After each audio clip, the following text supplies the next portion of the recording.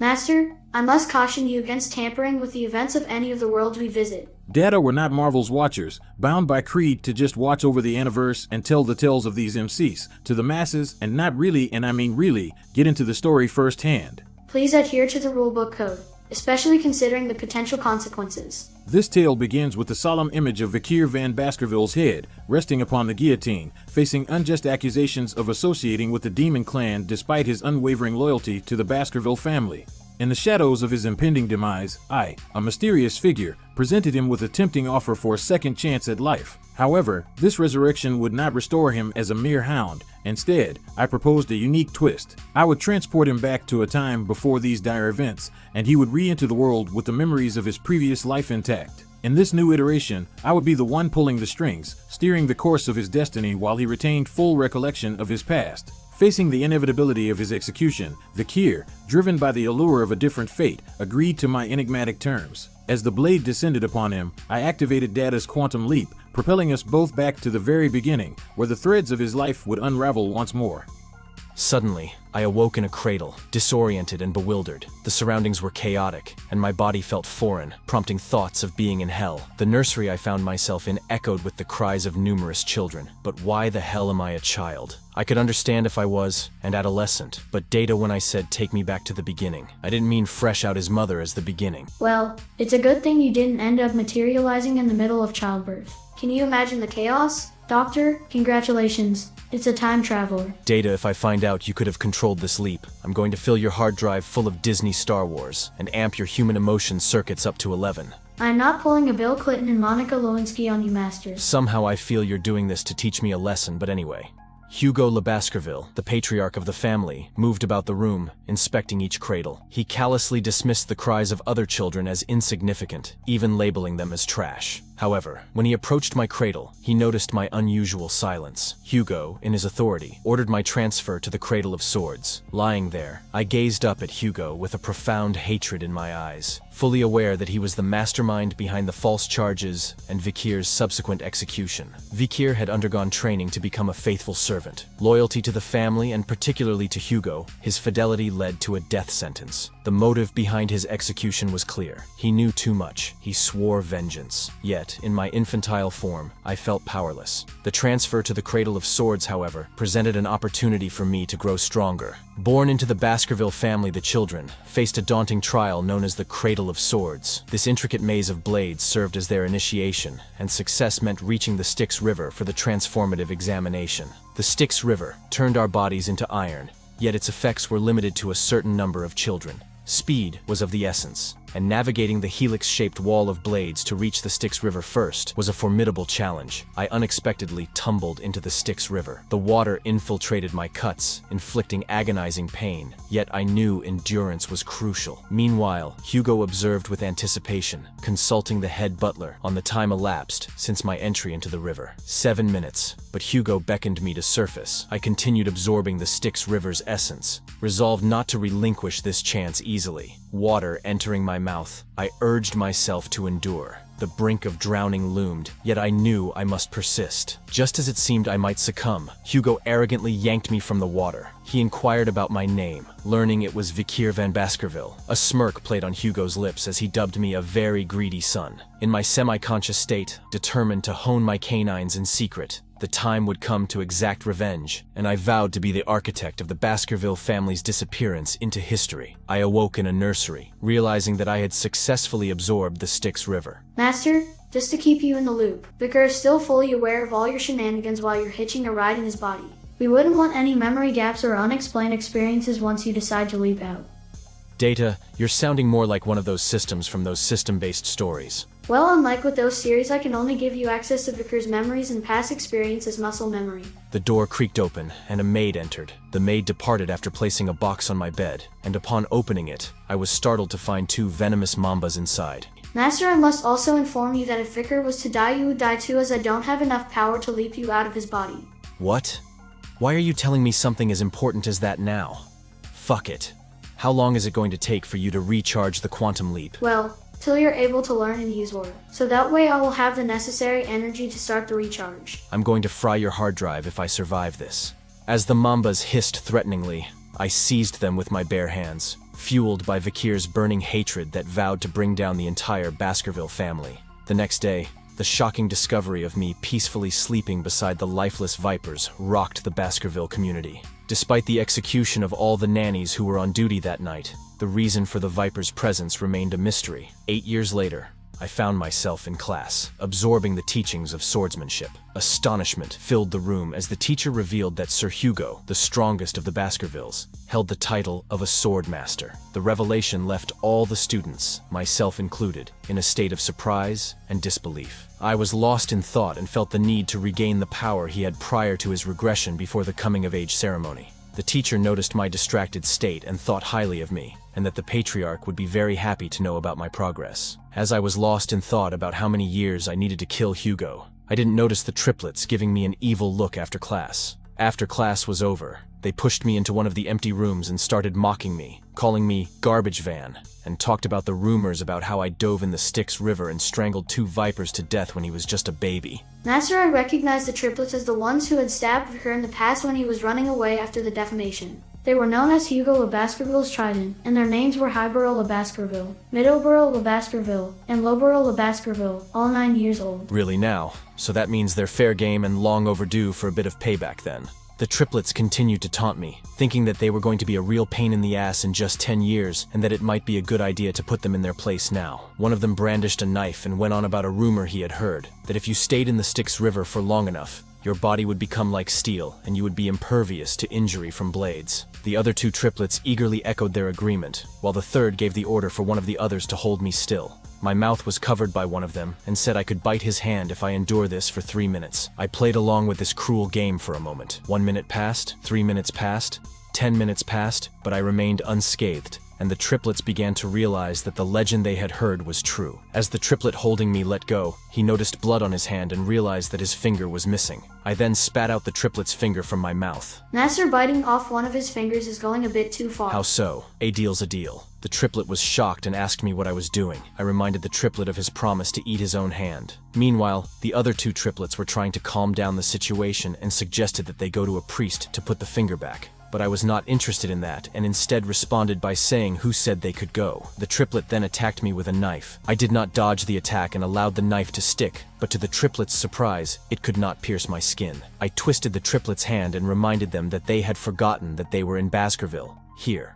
power and talent overcome age. I suggested that we continue playing until the end. I twisted the triplet's hands mercilessly, causing him to cry out in pain. The triplets, terrified, looked at each other in shock. I punched the triplet, knocking him to the ground, while the other 2 watched in disbelief. The third triplet attacked me in a fit of anger, but I kicked him in the face, sending him crashing down to the ground. I stood over them, cold and unfeeling. I told them they would get better with treatment, but I also made it clear that I would be generous and allow one of them to leave. The triplets were surprised and relieved to hear this, and asked which one could leave. I picked up a knife and threw it in front of the triplets, telling them that they would have to decide for themselves who would leave the room. Then I started to leave, but not before turning back and issuing a stern remark that I won't wait long, so decide quickly. Master, either you're relishing the role of playing the villain while still being the hero, or Vikir is exerting a strong influence on your actions. Who knows? But what I do know is that I'm going to play my part to the fullest extent. I'm going to be Heath Ledger's Joker in this world. Beyond the closed door of the Patriarch's office, the head butler delivered news to my father that I had secured the highest score in the written exam, setting the stage for the impending practical exam. However, John hesitated. Hugo inquired about casualties. John reassured him that there were none but detailed the injuries sustained by the trio. While physical recovery had occurred, my father questioned the disharmony among the closely knit young masters. John then revealed the source of the discord: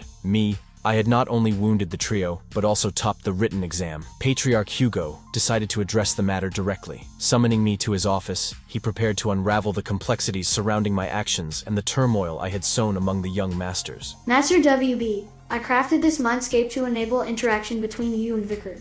It seems that Hugo's imposing presence has unsettled Master Vikir. Vikir, what are you doing? Unlike in the past, your killing intent threatens to unravel all the efforts I've invested over these years. I must caution you that my quantum leap ability has been restored, so if you push us toward premature death, I won't hesitate to make my exit. I apologize, WB, but being a passive observer has left me restless. Watching everything unfold like a dream eventually became maddening, prompting me to awaken from that slumber. I understand the agreement with you taking the driver's seat, but I propose a partnership where I'm not relegated to the back of the you would say, bus. With me in the passenger seat, I believe our merger will significantly enhance our strength and speed, leading to an even stronger fighting ability. Master WB, I possess the ability to create a temporary fusion between the two of you. This fusion would be akin to Vegeta or Gogeta from Dragon Ball. However, Master Vikir, I must caution you that utilizing this fusion will impose a significant toll on your mental energy, potentially leading to a return to that slumber until you regenerate. To effectively use this fusion in combat, both of you will need time to acclimate and synchronize your abilities. Fuck it. Not like I got anything to lose besides having another voice in my head. Patriarch Hugo couldn't help but acknowledge the growth I had undergone since our last meeting. The conversation shifted to the incident involving the 9-year-old triplets in my senior class. I explained that they had received proper medical treatment. However, Hugo redirected the discussion, delving into the realm of emotional damage rather than physical disabilities. He articulated how my actions had torn apart the brothers' relationship and questioned whether I believed what I did was wrong. In response, I posed my own question, challenging Hugo to specify what exactly I had done wrong. Patriarch Hugo pointed out the emotional wreckage I had left in my wake, turning the brothers' lives into chaos. Undeterred, I maintained a confident gaze with my crimson eyes, asserting that strength was on my side. The unspoken implication lingered. How could the stronger person be considered wrong? Patriarch Hugo seemed utterly captivated by the unfolding situation, his enthusiasm akin to that of a starved child presented with a great feast. Seizing the initiative, Vikir took the lead, playing into the dramatic flair of the moment. The sudden surge of our combined presence, driven by the fusion or soul resonance of our two souls while spouting words he loved to hear, forced Hugo to suppress a burgeoning smile. He then embarked on an unexpected discourse regarding the concept of forgiveness, and I couldn't help but question, "They forgave me?" In a sardonic twist of fate, I regurgitated the very words he had once spoken to a forgiving nun, driving home the point. Forgiveness is but an excuse of the weak who lack the strength to seek revenge. While expounding on the significance of strength and retribution, Hugo nodded in evident approval, his eyes agleam with shared sentiment. He then turned his attention to the head butler, Barrymore, and in an act of unusual generosity, granted me unrestricted access to the food storage, permitting me to help myself to an ample supply of snacks. Filled with a sense of gratitude, I opted for chocolates. As I departed the scene alongside the head butler, Hugo took a familial tone, addressing me as his son and offering words of encouragement for the imminent evaluation. He stressed the importance of performing commendably and urged me not to falter in comparison to the direct descendants. Though I acknowledged his advice, my countenance concealed a deeply rooted hatred, born from Vikir's lingering emotions, now coexisting within my subconscious. Journeying toward the storage room in the company of the head butler, he began to regale me with information about the chocolates. He elucidated that these confections represented the highest quality of chocolate ever acquired by the Morgue clan. However, I interjected abruptly, revealing my preference for unprocessed cacao beans renowned for their rich aroma. The head butler, somewhat taken aback by my distinctive request, sought further clarification. My determination to obtain the cacao beans remained unwavering, and I requested that they be promptly procured for me. Master, it's worth noting that a solitary cacao bean has the potential to yield a staggering 100 liters of chocolate. If your intent in obtaining these beans is to recover from the repercussions of your soul residence, I would advise seeking a more suitable remedy, perhaps in the form of a potion or elixir. No.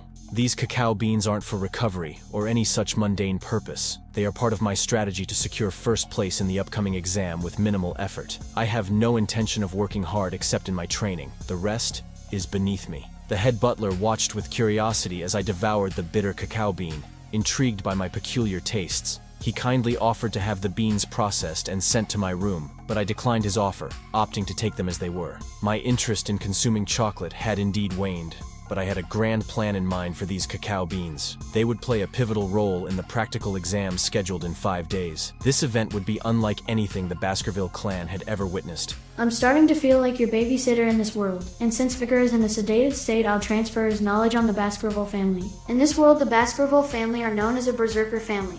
Owing to the rigorous training and evaluations their children undergo from a very young age. The training begins as soon as a child can take their first steps. From that moment, they are subjected to grueling tests of their stamina. During these tests, they are forbidden from lying down or resting on their stomachs, except during designated breaks. And as if this wasn't enough, when it's time for them to sleep, they must do so alongside a lifeless monster's corpse. These harsh practices are designed to toughen them to adapt to harsh environments and become resilient in the face of danger. It's these extreme practices that have instilled both fear and respect for the Baskerville family throughout the land. After this rigorous training, the children reached the age of 8, marking the beginning of the ultimate test that has solidified Baskerville's notorious reputation. This crucial event unfolds at Le Rouge at Lenoir Mountain. The mountain is teeming with formidable monsters, and it is here that the young hounds gather to face the most perilous evaluation. Oh, how could I forget? Data, the world Jimmy Cricket, has truly accomplished wonders. I mean, it's not like you weren't the one who suggested and even created the method for soul residence. So, by all means, let's not waste time with these petty complaints and act like the fantastic system that you are. Anyway, our instructor, Shadow Dog Pavlov van Baskerville, stands before us, the young masters, and meticulously lays out the rules of the impending trial. Our task is to survive in this treacherous domain for an entire month, hunting down large and powerful monsters. The points awarded for success are as follows: 10 points for surviving, 30 points for survival without incapacitation, 50 points for outlasting fellow young masters, 70 points for defeating a monster and emerging victorious, and 90 points if we manage to accomplish all of the above. Pavlov emphasizes that there are no perfect scores, and he reminds us of Sir Hugo's lesson that a swordsman dies the moment they become arrogant. The instructor cautions us against straying from the designated area, as Le Rouge et Le Noir Mountain is a restricted zone filled with many undiscovered elements. We are advised to stay within the area where the monsters have already been subjugated. Pavlov informs us that shadow dogs, the Guardian Knights, will be hidden in the shadows, secretly grading our performance. As we young masters prepare for the impending practical exam, some of our peers take notice of me and begin discussing my past feats. Their comments do not perturb me. I remain composed, contemplating the challenges of Le Rouge et Le Noir Mountain, a place I have visited before. Meanwhile, the triplets who stand near me are visibly nervous, their faces glistening with sweat. Well, how could you ever forget the grand spectacle where you magnanimously graced them with a 3-on-1 beatdown, only to generously orchestrate a little friendly death match between the losers while you stood by and then gleefully have the winner watch while you, well, let's say, handled the 2 losers, all while cackling like a maniac. You're positively a benevolent monarch master. And of course, let's not forget the part where you capped it all off by casually labeling them as weak and pitiful to dear old patriarch. Just for a bit of your own personal entertainment, you bully them out of boredom. A true virtuoso of kindness you are. Oh, my bad. I must have missed the part where I did something wrong. Clearly, I missed the part where Vikir valiantly tried to stop me after he awakened. But, hey, let's not dwell on my apparent oversight and get back to our riveting tale, shall we? Shadow Dog Pavlov, with a solemn expression fixed upon us young masters, produced a bell, and his final address carried the weight of his wishes for good luck. The resonant chime of the bell filled the air as the exam officially commenced. We, the young masters, dispersed across the mountain, each fiercely determined to outshine the others. One of the shadow dogs assigned to observe me grew increasingly perplexed as he followed my path into a restricted area. I reached a sizable tree. Deciding it was time for a break, I left the bewildered shadow dog in my wake. While my fellow participants battled monsters and engaged in skirmishes, I focused on more unconventional activities like gathering wood and honing my skills with a wooden stick.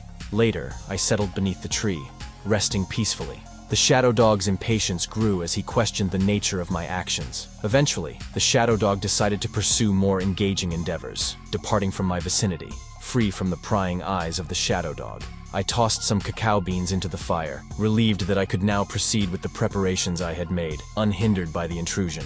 Master, how do you intend to approach this exam? It seems to me that you're approaching it more casually, almost like a vacation, rather than a serious academic endeavor. Data. By tapping into Vikir's memories, and with events aligning in my favor, I could potentially complete this exam in just a week. However, given the month-long time frame, there's no immediate pressure for me to begin. I must also consider the possibility of encountering interference from that shadow dog if I proceed with my plan too early. A few days later, I ventured into the restricted area. As I explored the region, a distinct odor of burning and charred tree roots reached my senses, a telltale sign of the monster I had been hunting. Before me stood the Hellhound, a formidable creature exuding an aura of danger. Its mouth and eyes emitted sulfurous flames, and its fiery breath was deadly. Surviving a bite from this creature was a near impossible feat. I found myself in a precarious situation. I quickly assessed the situation, capitalizing on the Hellhound's vulnerabilities. One of its weaknesses was its limited ability to only move in straight lines. I utilized this flaw to my advantage, using water to create barriers and exploit its aversion to crossing water.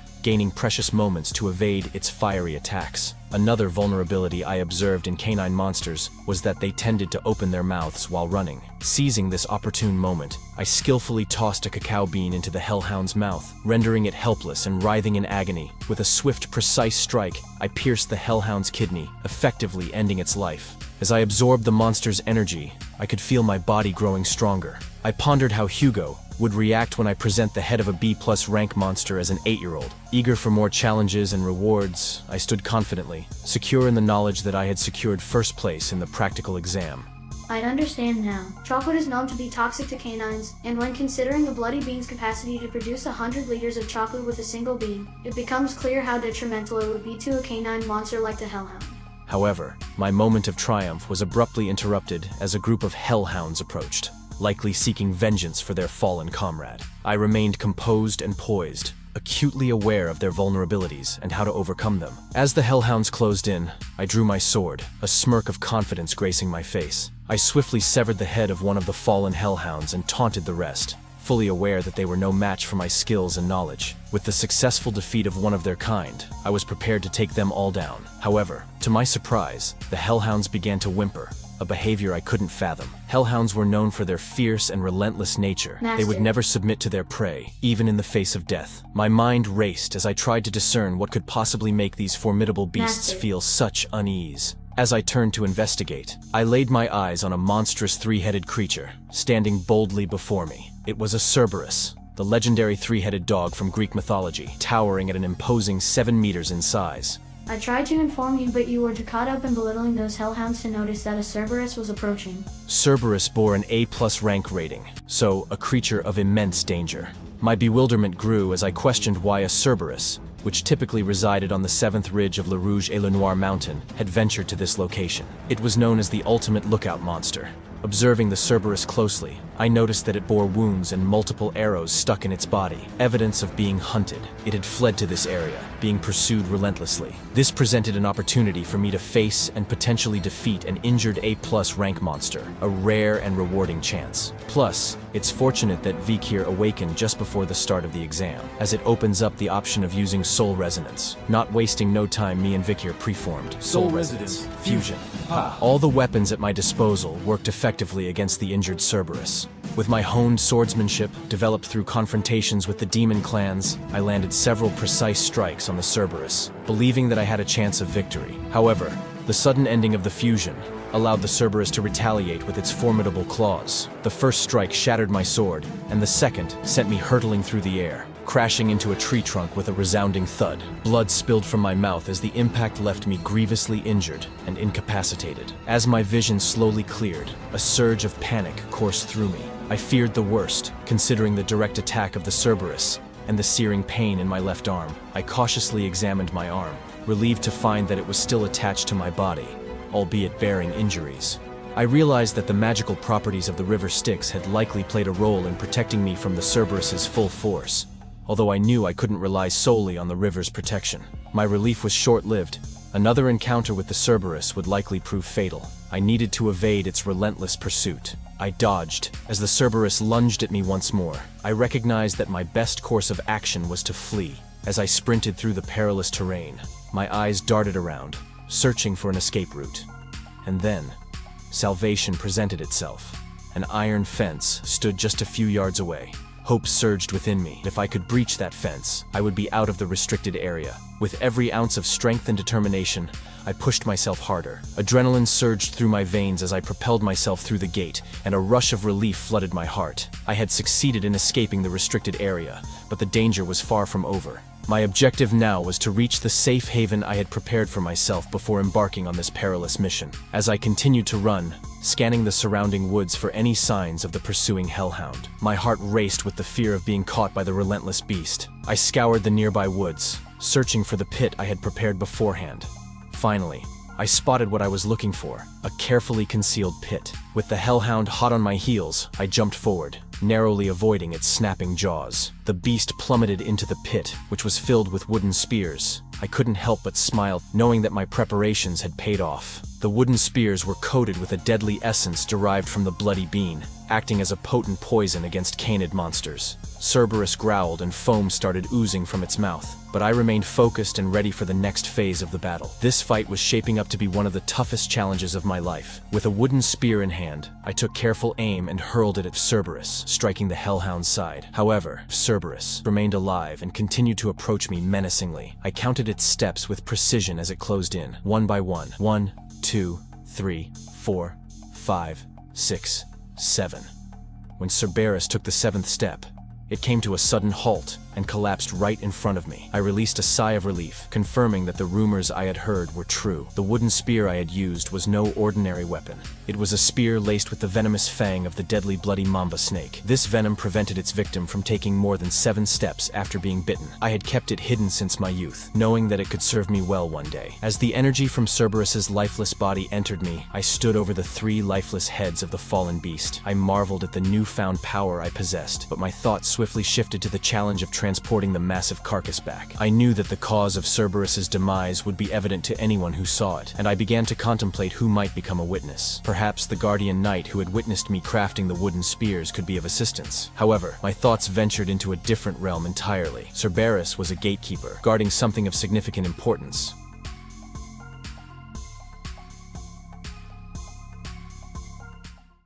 This is precisely why I emphasize the importance of developing soul resonance between you and Vikir. The union failed because you two are out of sync.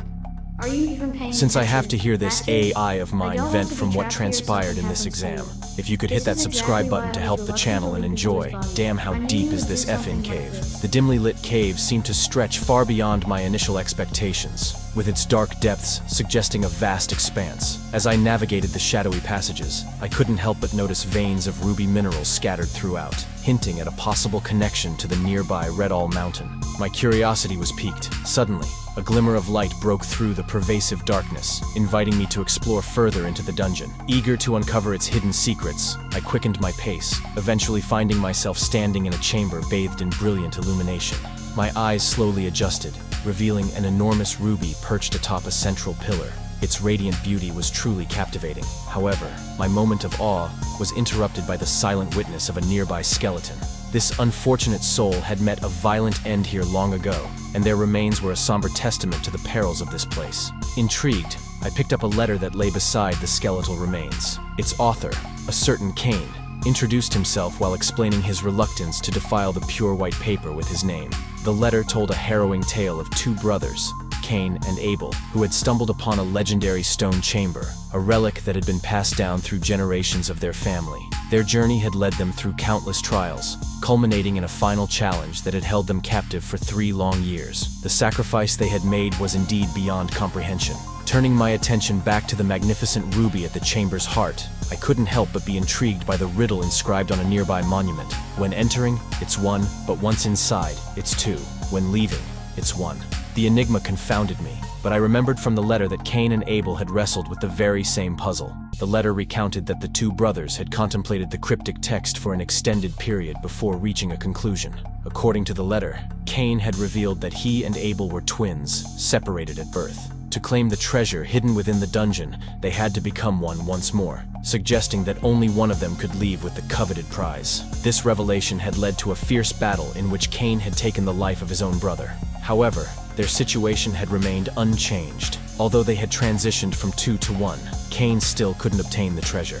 Filled with regret, he had chosen to leave the site and caution others against entering this devil's den, designed to taunt and test the limits of human nature. If you allow me, I can input this riddle into my system and, through analysis, generate a possible answer. Oh, by all means, feel free to take your sweet time. We wouldn't want to rush through this or anything. The riddle goes, when entering, it's 1, but once inside, it's 2. When leaving, it's 1. My analysis suggests that when you first enter a dark passageway, you're 1, but as soon as the ruby's light creates a shadow, you become 2. And when darkness returns, you become 1 again, signaling the opening of the final stage in the stone chamber. I confidently raised my hand, shattering the magnificent ruby at the chamber's center.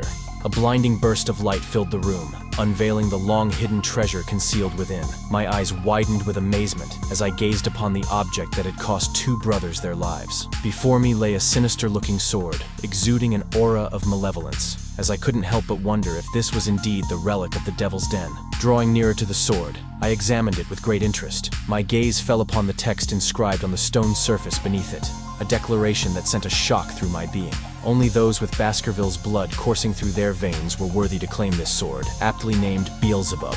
It was a revelation that left me utterly astonished. Master, you might not be able to contemplate the significance of this discovery, but Beelzebub is a name rooted in the legends of old. It was a monstrous entity of unparalleled might that had once invaded the continent. Beelzebub was a part of the Devil's holy constellation, known as the Seven Calamities, and had been a formidable foe for the heads of the Baskerville family. So, this thing was part of the Devil's holy constellation, known as the Seven Calamities, and the sword before me was proof of that the first Baskerville patriarch defeated Beelzebub and had the remnants of its power was stored within the lands of Baskerville. My thoughts raced as I remembered that the blade had been taken by the demon clans, leading to countless human deaths on the battlefield. Attempting to pull the sword free, I declared that it would never fall into the hands of the demon clans again. Warning. Suddenly, I felt an energy coursing into my hand, and I exclaimed in surprise. I gripped the hilt firmly, and the sword Beelzebub vanished from sight. Moments later, it reappeared, fully fused with my hand. This situation was spiraling far beyond what I had anticipated. I was accustomed to Data being my constant companion. Yet, Vikir had taken on a more prominent role than merely being a memory and power source. Now, I found myself burdened with the haunting presence of a demon's echo within my mind. If I began to teeter on the brink of madness, my dear viewers, be prepared to witness a shift from DC's Joker to something akin to Deadpool, or perhaps a descent into a state of absolute lunacy, as if I had become truly cuckoo for Cocoa Puffs. Extending my hand, I summoned Beelzebub, which emerged from it, emitting a faint aura. I gazed at the blade with wonder, fully aware that it was crafted from the corpse of a Devil's holy constellation. I decided it was time to return. Yet, as I left the dungeon, something strange began happening to my body. I dropped to my knees, feeling dizzy and ravenously hungry. I heard Beelzebub's voice resonating within me. It dawned on me that it wasn't I who was hungry, but the sword itself. Beelzebub began tugging at my hand, directing me to follow it in a particular direction. Curious about what lay ahead, I discovered it was the corpse of the hellhound I had slain earlier. I was surprised to find that Beelzebub was drawn to the hellhound's remains and extended the sword toward it. I watched as Beelzebub absorbed the blood of the hellhound, finished its meal, making a satisfied sound. I observed as the sword's hunger was finally sated, and I took the opportunity to examine its abilities. Burn, Injury Cerberus, Hemorrhage Hellhound, and High-Speed Regeneration Norvegicus Sewer Rat. I was surprised to find the high-speed regeneration ability. The other young hounds who had completed their practical examinations returned to Baskerville. As the evaluations concluded, they received their rewards: shields, swords, or necklaces crafted from the parts of the monsters they had hunted during their exams. Hugo sat in his office, wearing a surprised expression as he directed a question to his head butler, inquiring about the successful monster hunt. The head butler responded, detailing how I had managed to capture the Cerberus that had accidentally entered the restricted area during the practical exam.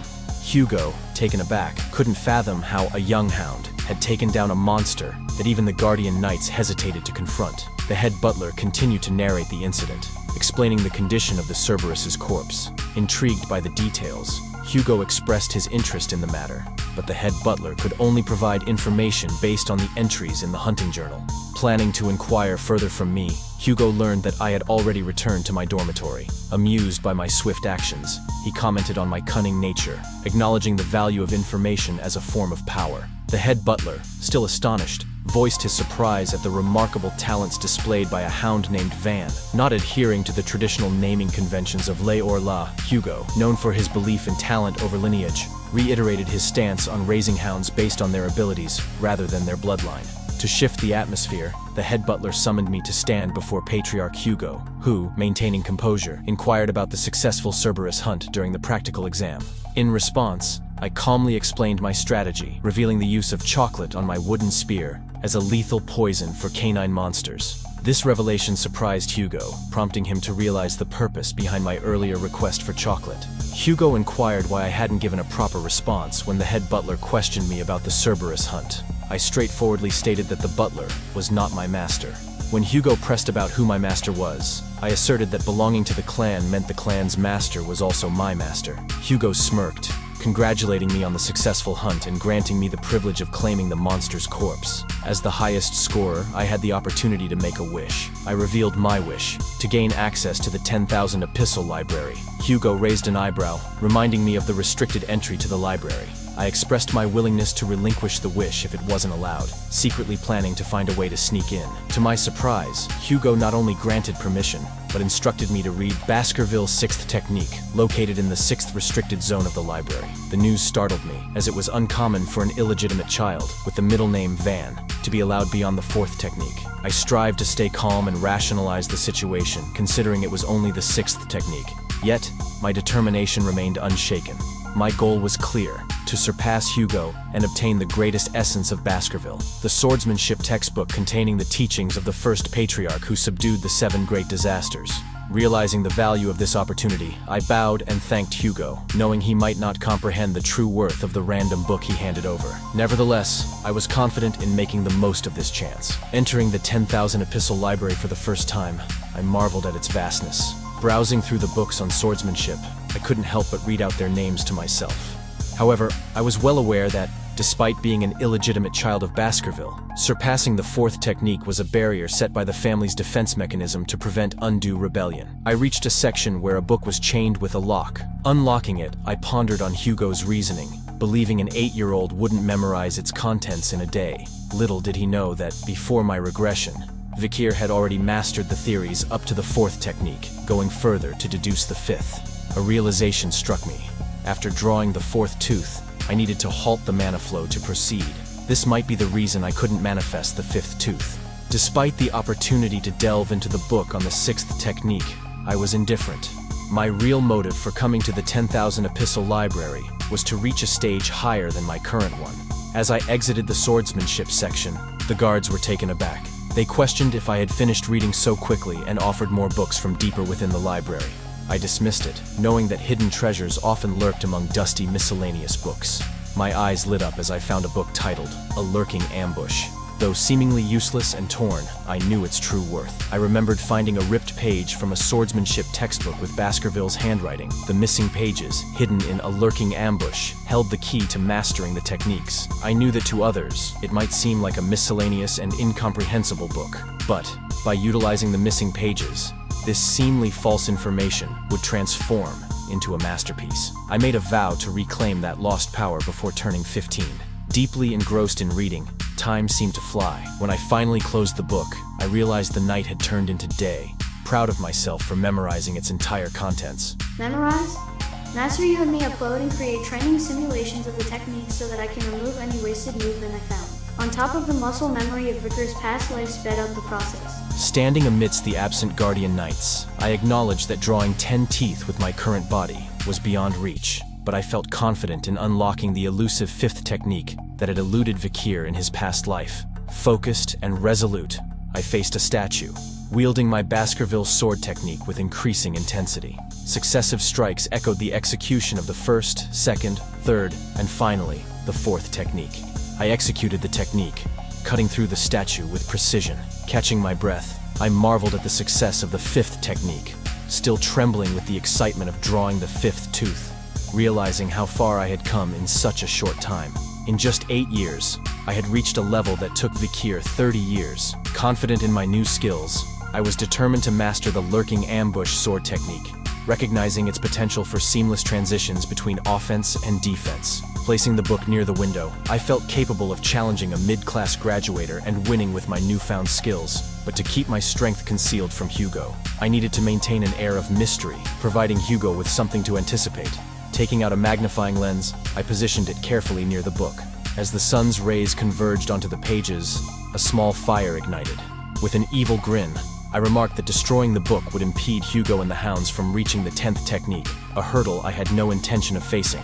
Master, how do you plan to explain the destruction of one of their ancient texts? You're already trolling the patriarch, confusing the butler, and collecting entities like your gathering tailed beasts. This was supposed to be the revenge of the Iron-Blooded Hound, but you've turned it into a narrative of how you became the Jinchuriki of the main character. How far do you intend to take this rewrite? I don't know, but if our viewers hit that subscribe button, they'll find out. You're going to get us killed. Not likely, so stop worrying about it. It's not like we're going to run into a kaiju-sized monster, and I'll go all Third Raikage on it. You're going to get us killed. Suddenly, the guards who had been nowhere to be seen arrived in the miscellaneous part of the library, drawn by the scent of burning paper. They were startled to find me there and demanded an explanation for the situation. My expression quickly shifted to one of apology as I explained that I had accidentally left the magnifying glass, resulting in the fire. I assured them that I would report the incident to the head butler. Aware of the potential consequences, the guards, after a brief pause, reassured me that there was no need for an apology. They acknowledged it was their responsibility to look after me and expressed relief that the affected area contained only seemingly useless books. Master, your trolling antics are reaching a level comparable to your brother's, considering the pace you're maintaining. Well, he did manage to get our dad to almost eat a washcloth, thinking it was ramen during movie night. And let's not forget the time he imitated our mom's voice on the answering machine, leaving a message for herself, which drove her momentarily nuts trying to remember when she left this message for herself and why. Or the time he got you good with the Scream movie phone call. Data, shut up about that. Yeah, I might have pushed it a bit too far this time, but does she genuinely think she stands a chance? Yes, you did go a bit overboard. Firstly, you exaggerated when asked what you learned, making Hugo suspicious. Then, facing an ogre, you toyed around before getting serious and using Aura Blade for dissection. And instead of leaving it at that, you asked for a real challenge. How was I supposed to know that wouldn't be a challenge? It's not like the troll he had me face fared any better. Master, you're showing off too much. I'm sure Hugo is getting a good estimate of your true strength. Well, I do need to give everyone a reason to hit the subscribe button to join our channel, so a bit of craziness might bring in the likes. I would have liked if you didn't reveal more of our skills, but you had to go and annoy the young talent of the Morgue clan. Camus Morgue. That brat was asking for it, and it was just a toy anyway. Those Morgue clan members can't even take a joke, acting all high and mighty in front of me. Camus instructed me to get ready, emphasizing that she wouldn't hold back once she was prepared. Wasting no time, Camus began casting spells simultaneously, impressing the audience at her ability to cast 4 spells at once, acknowledging her as the genius mage of Morgue. However, I effortlessly dodged all of them. I suggested that she focus on mastering one powerful spell rather than showcasing flashy but less effective ones. Sneering, Camus retaliated with a sandwall spell. I swiftly broke through the wall with a kick, prompting a comment on Camus's harsh words. Surprised at my strength, I launched an attack. Closing her eyes, Camus expected to get hit but was astonished to find me flicking my finger on her forehead, playfully sending her flying backward. Camus, nursing her forehead, accusing me of going easy on her. With a smile, I proposed ending the duel before it escalated further. Undeterred, Camus, with teary eyes, refused to back down and conjured a double-layered sand wall, confident that her defensive measure would hold, asserting that I couldn't breach the reinforced walls. Playing along, I delivered a single punch, effortlessly creating a hole in both layers. Surprised by the unexpected turn, Camus found herself on the receiving end of another flick, causing her to fall in apparent pain. Despite the playful exchanges, Camus continued attacking me, who effortlessly dodged her efforts. Noticing 2 other contestants having a duel behind me, I considered letting others handle Camus, as her attacks consistently missed their mark. Demanding that I face her, I warned Camus to have a defensive spell ready. Confused at first, Camus soon realized the incoming threat from the mage behind me. A powerful blast engulfed the arena, surprising the audience. Camus managed to avoid injuries with a defensive spell, but her clothes were burned by the flames. Feeling a sense of shame, Camus was on the verge of tears when I appeared before her, tossing my jacket to cover up. Confused by my unexpected kindness, she protested weakly. Unable to understand why I was helping her despite our rivalry left Camus in disbelief. The spectacle left the audience in awe. Master, I noticed Camus, despite her initial anger, found her eyes drawn to you. She might be experiencing an unexplained attraction to you. Data, I think you're seeing things. As Hugo and I walked down a dimly lit hallway after the battle, the repercussions of the duel lingered in the air. Hugo inquired about my duel with Lady Morgue, curious about my decision not to deliver a decisive blow. I admitted to feeling unsure about how to deal with a female opponent, prompting Hugo to emphasize the importance of not letting my guard down in battle. Surprised by Hugo's unexpected concern, I reflected on the rumors surrounding his changed demeanor due to personal losses. Shifting the conversation, Hugo sought my opinion on the matter of the ruby mines. I suggested relinquishing control over the mines, reasoning that managing the monsters and barbarians in the region would pose challenges during our expansion. By leveraging the Morg clan, we could minimize losses and ensure a smoother expansion. Hugo agreed with my reasoning and outlined his plan. Once the Morg clan gained control of the mines, they would deploy a significant force to drive out monsters and barbarians, using the rubies as a strategic asset. Hugo believed this would deter the Morg clan from encroaching on our territory. Acknowledging that my idea aligned with his plans, however, I couldn't help but recall that the concept had originated from Hugo himself in my past life. Suggesting increased vigilance on the Morg's movements, Hugo revealed an augmentation in scouting efforts. Our discussion was interrupted by Adolf, proposing a peaceful resolution for the Ruby Mines issue. His suggestions included engaging the Morg and Baskerville children. While Hugo and Adolf explored the details, Camus blushed, stealing glances at me. Inquiring about the child for engagement, Hugo expressed concern over the age gap when Adolf recommended a union between Hugo's eldest son and Camus. Camus interjected, emphasizing her preference for a strong and close-in-age partner. Frustrated by her objections, Hugo and Adolf debated the age difference. However, Camus, blushing, directed her attention toward me, revealing her feelings. Adolf, disapproving, warned her against entertaining such thoughts. Hugo intervened, emphasizing that engagements relied on the individuals involved. Turning to me, Hugo sought my thoughts. Camus eagerly awaited my response, and after a brief exchange of glances, I accepted the engagement. Camus, intrigued by my response, blushed further, while an outraged Adolf seethed at my perceived audacity. Clarifying to everyone there that my acceptance was in reality for me to just follow instructions, I left both Camus and Adolf puzzled by my response. Hugo declared that names and titles held no significance in Baskerville, emphasizing that greatness originated from both Le and Van Descent. However, Adolf, harboring skepticism, closely scrutinized me. I met Adolf's gaze, considering his reputation as a six-circle master and one of the Morg clan's strongest mages. Breaking the silence, Adolf stressed the importance of selecting an appropriate husband for Camus. I wondered if even the genius of our Baskerville clan was insufficient for Adolf. Adolf placed his hand on my shoulder, attempting to press me down only to be surprised by my sturdy resistance. Questioning my silence, I provided a blunt response, leaving Camus in shock and Hugo struggling to suppress his laughter amid the tension. Finding humor in the situation, Adolf requested a deeper conversation with me. Hugo questioned Adolf's intentions, wondering if he intended to scold an 8-year-old. To Hugo's surprise, Adolf proposed a duel instead, indicating a test of my abilities. So, Adolf and I faced off in an arena, with Hugo and Camus observing from the sidelines. Adolf instructed me to showcase everything I could do, challenging my skills. Data. Use Camus as a reference to conduct a comprehensive analysis of Adolf's potential skill set. Run 100 simulations and present a detailed course of action. I'm increasingly irked by the remarks of this old fossil, and I desire a few strategies to address the situation with precision. Conducting simulations 100 times. Continuous updates in progress. Final analysis uploaded. Master, enjoy your fight. Will do.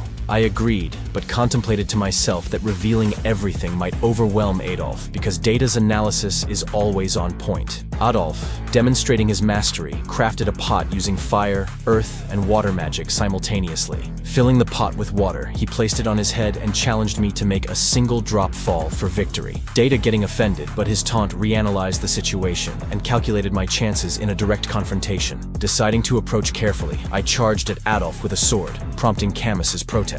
Adolf blocked the attack with a barrier spell, amused by my attempt. He then turned to offensive, casting spells that I skillfully dodged. Camus continued protest, supporting me, surprised Adolf, questioning Camus's allegiance. Hugo, analyzing the battle, deemed Adolf's attacks challenging but not impossible to dodge, so chose not to intervene. Hugo watched as I continued dodging spells, eager to see my capabilities. I attacked with precision, attacking Adolf's shield. Adolf, impressed by my machine-like movements, stated about how a broken sword lacks any durability. However, Hugo and Camus were visibly shocked by what followed. Water unexpectedly poured on Adolf's face, soaking him completely. I remarked that the pot seemed full with a clear smile on my face. This win wasn't a fluke or coincidence, but a display of my exceptional talent and strength, prompting Hugo to wonder if he was raising a hound much stronger than anticipated.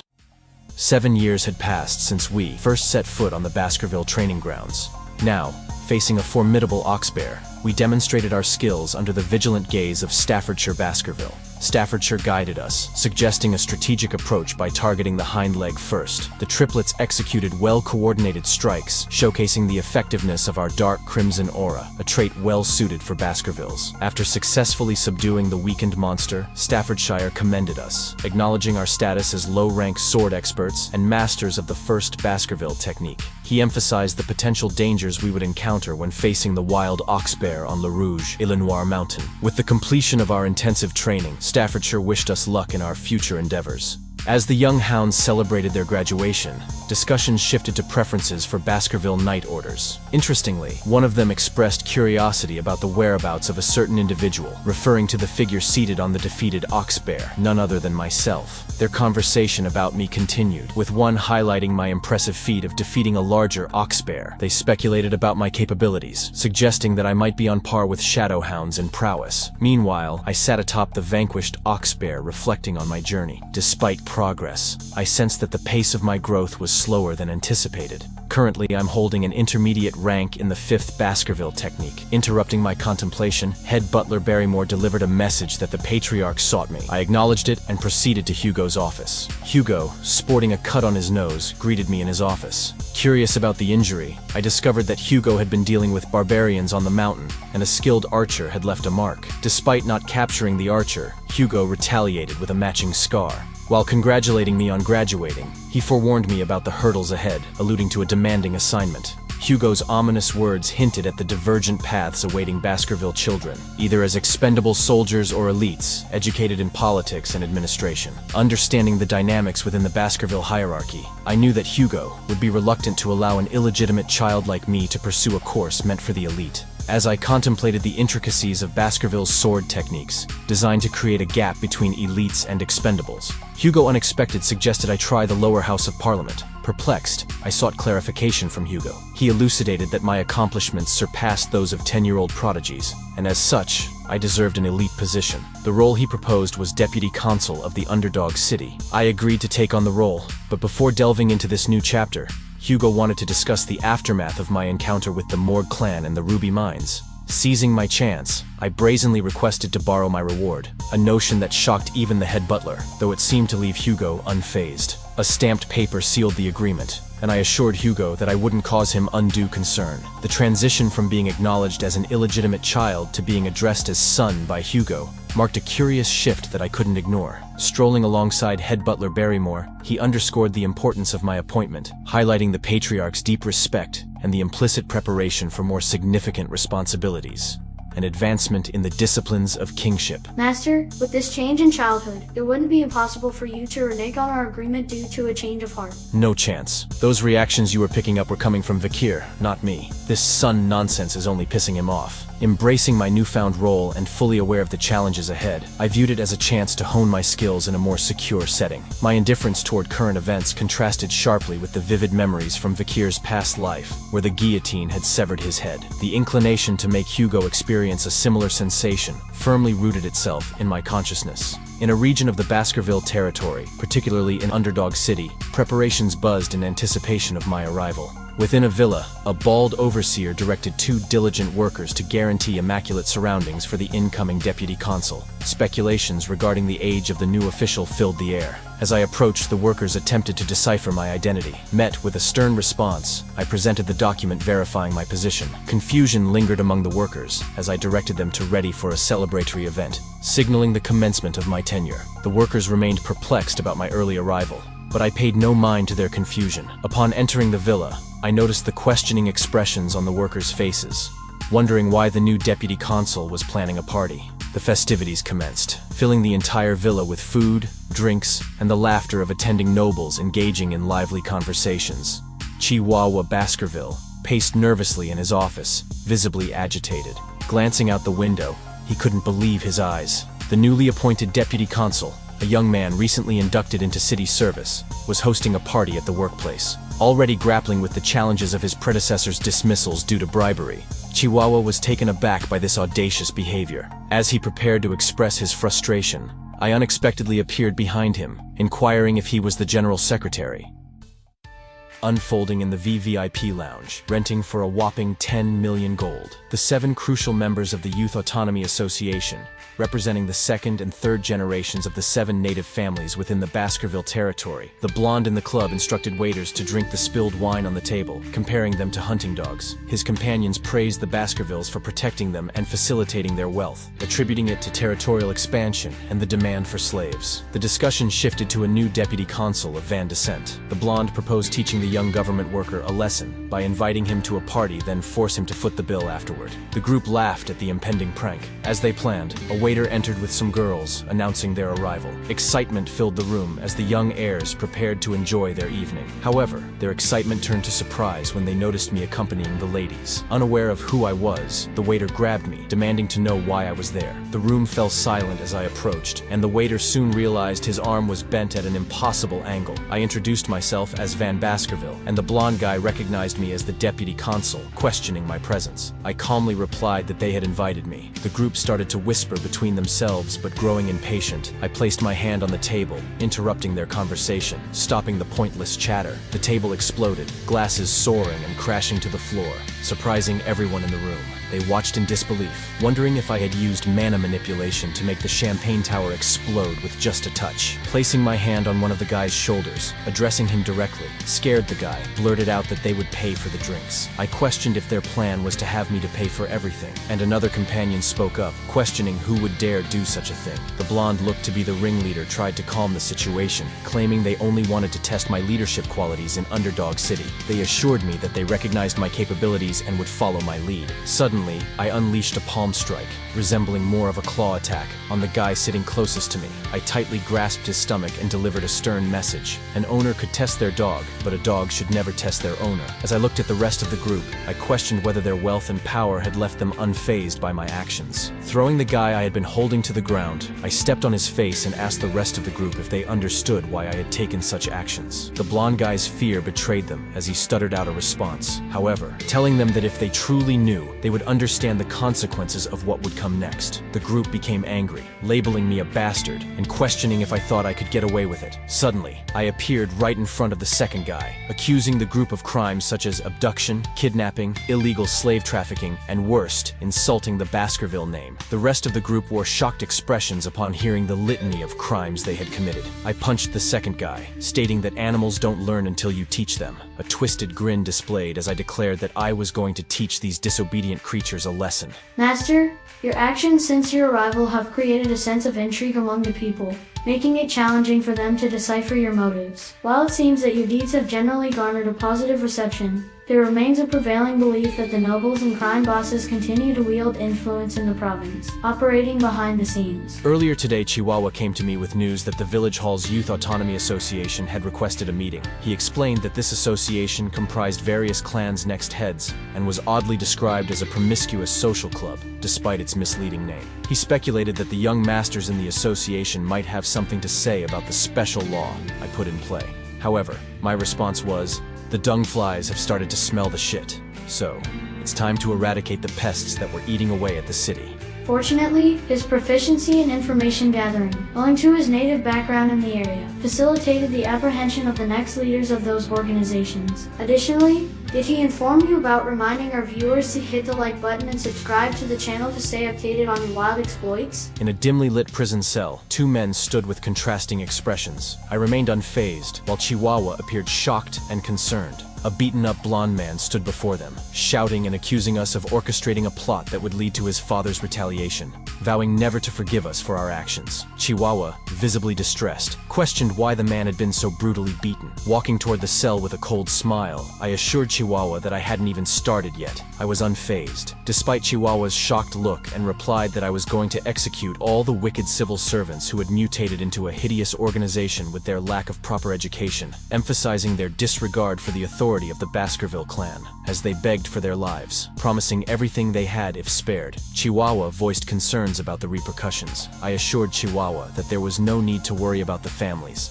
as corrupt officials connected to the criminal organizations of Underdog City. Their families wouldn't be able to complain. Despite this, Chihuahua remained concerned about the evidence against these officials. I had ways of finding evidence, hinting that if he couldn't find any, I would create them. Standing in front of the prisoners, I listed out their crimes: human trafficking, kidnapping, bribery, blackmail, threatening, assault through a third party, and murder. The blonde guy immediately denied their involvement in any of these crimes and asked for evidence. However, I just smirked and asked if they would accept punishment if there was evidence. After hearing this, he looked down. It was written all over his face. It was like he was saying, "I'll never cause damage to the family, even if I were to die here." Suddenly, a man appeared to be walking towards him, carrying a bag. The man had a bald head and called out to me. I turned around, not surprised to see the man there. He placed the bag in front of me, saying that my custom order was ready. I expressed gratitude for the timely delivery of my order, and the bald guy just chuckled in response, opening the bag to reveal an assortment of tools, which I arranged carefully on a cloth.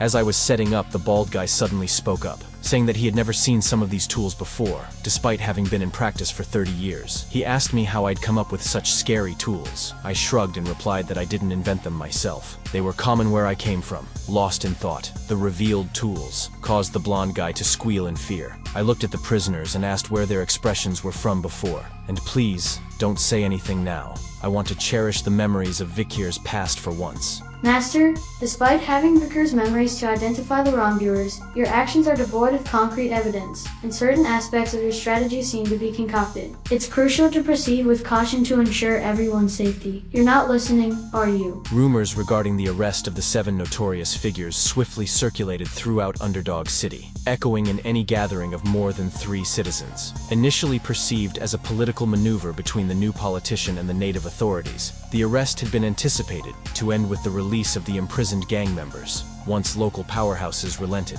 However, defying expectations, and despite an apology to the new deputy consul, the heads of the 7 leaders were put on display in the center square. A public notice meticulously outlined the punishments they endured before facing execution. The citizens confronted by this gruesome scene read the notice in a state of shock. In my office, I calmly explained that there was no cause for surprise, as the laws had been established long before my arrival. Chihuahua speculated that the sentencing of infamous native families would act as a catalyst for change, plunging Underdog City into a bloodbath once the process of destruction commenced. Turning to Chihuahua, I issued a warning, urging him to brace himself as he would play a crucial role in my upcoming strategy. Chihuahua, I extend my apologies on behalf of my master, for in this world, he is indeed a maverick. Reflecting on his past endeavors and antics, it's evident that he consistently pushes the boundaries. Data, shut up. Not that he can hear you anyway, but surprised by my words, Chihuahua found himself standing in the same pose, wearing a mask that masked his expression, likely questioning the appropriateness of the strategy. I calmly reassured him, "Trust me, this is the quickest way in, and an opportunity to gather evidence simultaneously." Chihuahua, deep in thought, pondered whether selling the deputy consul as a slave was a strategically sound move. In the outskirts of Underdog City, notorious for its unlawful events, a slave auction unfolded.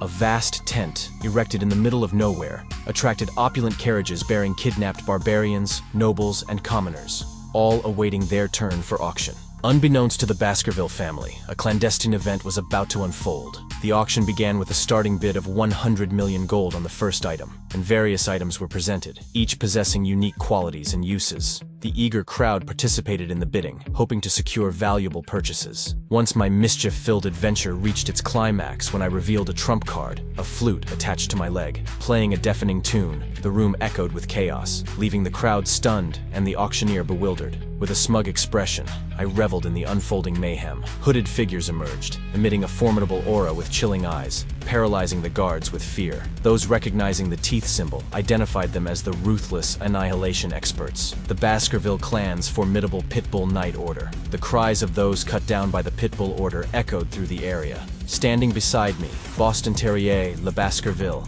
the commander of the Pitbull Knights, engaged in conversation. He inquired about my feelings regarding the use of the Pitbull Knights and my satisfaction with their performance. Expressing contentment, I received an offer of assistance for any other needs. Boston Terrier, closely studying me, acknowledged why brother Hugo held such interest in me. Despite being just 15, I exuded a fierce and cruel demeanor. Placing his hand on my head, Boston Terrier extended an invitation to join the Pitbull Knights, promising proper nurturing. I hesitated, stating that I would think about it. Before leaving, I mentioned an urgent matter demanding my attention. In a dimly lit storeroom, I scanned the surroundings, muttering to myself. My eyes fell on a large safe, contemplating the noble's payments for City Hall taxation. Dismissing these thoughts, my attention shifted to a covered cage nearby. Determined, I approached, unveiling a battered girl inside, moaning in pain. Retrieving a potion from my pack, I administered it to the girl. As she awoke, recoiling in fear, I unlocked the cage, instructing her to go in the barbarian language. Though she seemed to understand, confusion lingered in her eyes. Admitting my limited proficiency in the barbarian language, I urged her to run before her departure. In her native language, the girl expressed gratitude. Before leaving, I looked at what I had sought, Merciel's corpse. Examining it closely, I revealed Beelzebub from my hand, informing it of the upcoming feast on an A-rank monster. Reminding Beelzebub of the imminent arrival of the Pitbull Order, I instructed it to finish the meal quickly, with Beelzebub expressing gratitude and anticipation for the feast. The news of the new deputy consul's decisive actions against the criminal organization quickly spread throughout Underdog City. By dawn, rumors circulated that the nobles involved in the illegal slave auction were now prisoners in the city's prison. The notorious den of the large demon in Underdog City was burned down and eradicated. The heads of the VIPs associated with the club were displayed. The patriarchs of the 7 families personally visited the administrative office to plead with their enemy, according to the Baskerville self-governing dominion. And on the charge of treason, 3 generations would be destroyed. The appointment of the new deputy consul led to the execution of corrupt individuals in the city. In the middle of the night, I stood in a prison cell facing Cindy Windy, Baron Gambino's attendant, whom I had saved during the slave auctions. Cindy Windy sat in the prison cell, handcuffed and blindfolded. I apologized for the delay in visiting her, citing my busy schedule. Upon removing the blindfold, I explained that I had saved her because I had questions to ask. Cindy, filled with disdain, questioned if that was the sole reason for sparing her life, evading a direct answer, stating the investigation regarding Baron Gambino's sudden rise in power, attributing it to Cindy Windy's financial prowess. Setting a chair in front of her, I offered a deal. Freedom in exchange for truthful answers to my questions. Cindy reluctantly agreed, and I inquired about her view on my performance as a law enforcer. Cindy responded with mockery, acknowledging the presence of a reputable magistrate in the city. Reluctantly, Cindy admitted that she thought I was doing well, grabbing her chin and demanding to know why she believed I was doing well. Cindy couldn't articulate an answer. I released her and walked to another chair, urging her to speak her mind. Gritting her teeth, Cindy expressed her concern about my laws and warned that I might face resentment and become a target of the Baskervilles. Cindy suggested relinquishing authority to the Baskerville clan leader and diverting attention by going to Le Rouge et Le Noir Mountain, or the Empire's Academy, that the Baskerville patriarch would bear the consequences. I noted the similarity of our ideas. Surprising Cindy, I opened her handcuffs and set her free. Cindy expressed hope that I wouldn't regret my actions. Before leaving, I asked if she knew about the Messimadunaro clan. Once a prosperous merchant clan and the 8th among the founding clans, met a tragic end. During a birthday celebration, the youngest Messimadunaro's son unwittingly showcased Baskerville's secret sword techniques, leading the Baskerville clan to believe their top-secret military information had been leaked. The Messimadunaro clan faced extinction as the Baskervilles released their hunting dogs. Unbeknownst to them, the 7 clans had stolen the sword techniques and taught them to the Messimadunaro child. Puzzled, Cindy asked the relevance of this story. I continued, revealing a survivor from the Messimadunaro massacre. The new deputy consul uncovered this dark past, punishing the culprits and bringing their crimes to light. In their final moments, the perpetrators expressed remorse, apologizing for the heinous crime. I calmly suggested that they owed their apologies to Cindy Wendy, the sole survivor. Tears streaming, Cindy questioned the sincerity of their apologies, doubting its credibility. Holding a fire torch, I proposed a first-hand look at the prisoners' apologies. In the prison cell, Cindy witnessed the written apologies in their own blood, seeking forgiveness for driving the Messimadunaro clan to devastation. Shocked and nauseous, she vomited at the gruesome scene. I revealed that the vengeance against the Messimadunaro clan wasn't complete, urging Cindy to despise the Baskervilles and remember her right to do so as a Messimadunaro clan member. Tearfully, she questioned my motives, considering my Baskerville bloodline. Smirking, I replied that her focus should be on a different question. Data. I assessed the gravity of the situation. The prospect of returning to the Baskerville main residence is both an honor and a responsibility. as I considered the potential implications of my mission in Underdog City had. Keeping true to form, Master, you overdid it as always. You started off with laws designed to gain the people's trust. Arrested and beheaded the sons of the leaders of the underground crime rings within the province. Sicked the Pitbull Squad on all dirty and underhanded nobles. And brainwashed the last member of the founding family to be your supporter. Well, the aftermath of all that started to get annoying, but I did manage to strengthen my abilities. The only downside is that I can only keep 3 at one time. So, to gain a new ability, I would have to lose an old one. But thanks to that enhancement in physical toughness, I survived a few assassination attempts. Chihuahua, eager to notify me that it was time to prepare for the day, was met with a sight that left him speechless. A room adorned with blood-stained sheets and lifeless bodies strewn about. I awoke, greeting him with a casual, "Good morning," and when questioned about the corpses, I played it off as a joke, inciting that I might have been responsible for their demise sleepwalking. The persistent attempts on my life necessitated a thorough investigation as they were starting to get annoying, a decision Chihuahua supported. Once back at the main house, Hugo read out loud an article praising my accomplishments titled, "The Most Beloved Figure of the Underdog Citizens." Hugo acknowledged the shift in the Baskerville's image, commending my strategic prowess that went beyond mere reliance on weaponry and issuing out just punishment to within the law set by the family. Expressing his approval, Hugo announced my enrollment in the prestigious Coliseo Academy, an anticipated move in my journey. The academy, known for catering to aristocratic and royal families, presented an opportunity for growth away from Hugo's gaze, something I had little time to do in Underdog City. Hugo further inquired who of my siblings I would like to accompany me to the school, so I decided to have Highbrow, Middleborough, and Lowbrow, whom I viewed as my potential companions since I was closest to them. Master, that's a load of bullcrap, as you've been bullying those 3 since childhood. Whenever you grew bored or annoyed at something or needed sparing partners, you can go all out, and you chose them every time. If it wasn't for the time they were sick, that the other children felt sorry and grateful that you chose them as your sandbags. Well, sandbags are made to be hit, and you never know when you need a fall guy, and in this case, I will have 3 expendable lackeys. The conversation turned to a past plan devised during joint training with the Morgs when I was 8. Recalling the scheme involving the ruby mines, Hugo confirmed its success. He suggested a territory inspection before academy entry to ensure the adherence to altered laws, considering it a valuable experience for me. Exiting the gates with Chihuahua, bidding farewell, he vowed dedication to administrative duties. During my absence, his utmost loyalty was firmly embedded into his being. As the group journeyed, I called out, revealing hidden Pitbull Squad members, including Staffordshire Baskerville. Apologizing for the wait, I learned from Staffordshire about Boston Terrier's insistence on my admission to the Pitbull Order after the slave auction incident, a notion I wish that old coot would give up on. After arriving at a region lent to the Morgs, I observed farmers working peacefully. While the official mission was a territory inspection, I recognized the true intent, to eliminate barbarians. Staffordshire shared information about the Morg family's substantial delegation, and I noted the Baskervilles' smaller presence, contemplating their strategy beyond the mountain range. We progressed on our path, spotting a distant fortress surrounded by dead trees adorned with hanging skeletons. I surmised that a mage had orchestrated this as a warning to the barbarians from the Morgs, prompting thoughts of Camus Morg and pondering her growth since our last meeting. Approaching the fortress gate, 3 identical girls appeared above it, identifying themselves as the Morg's 3 flowers, Hysis, Middlesis, and Lausis.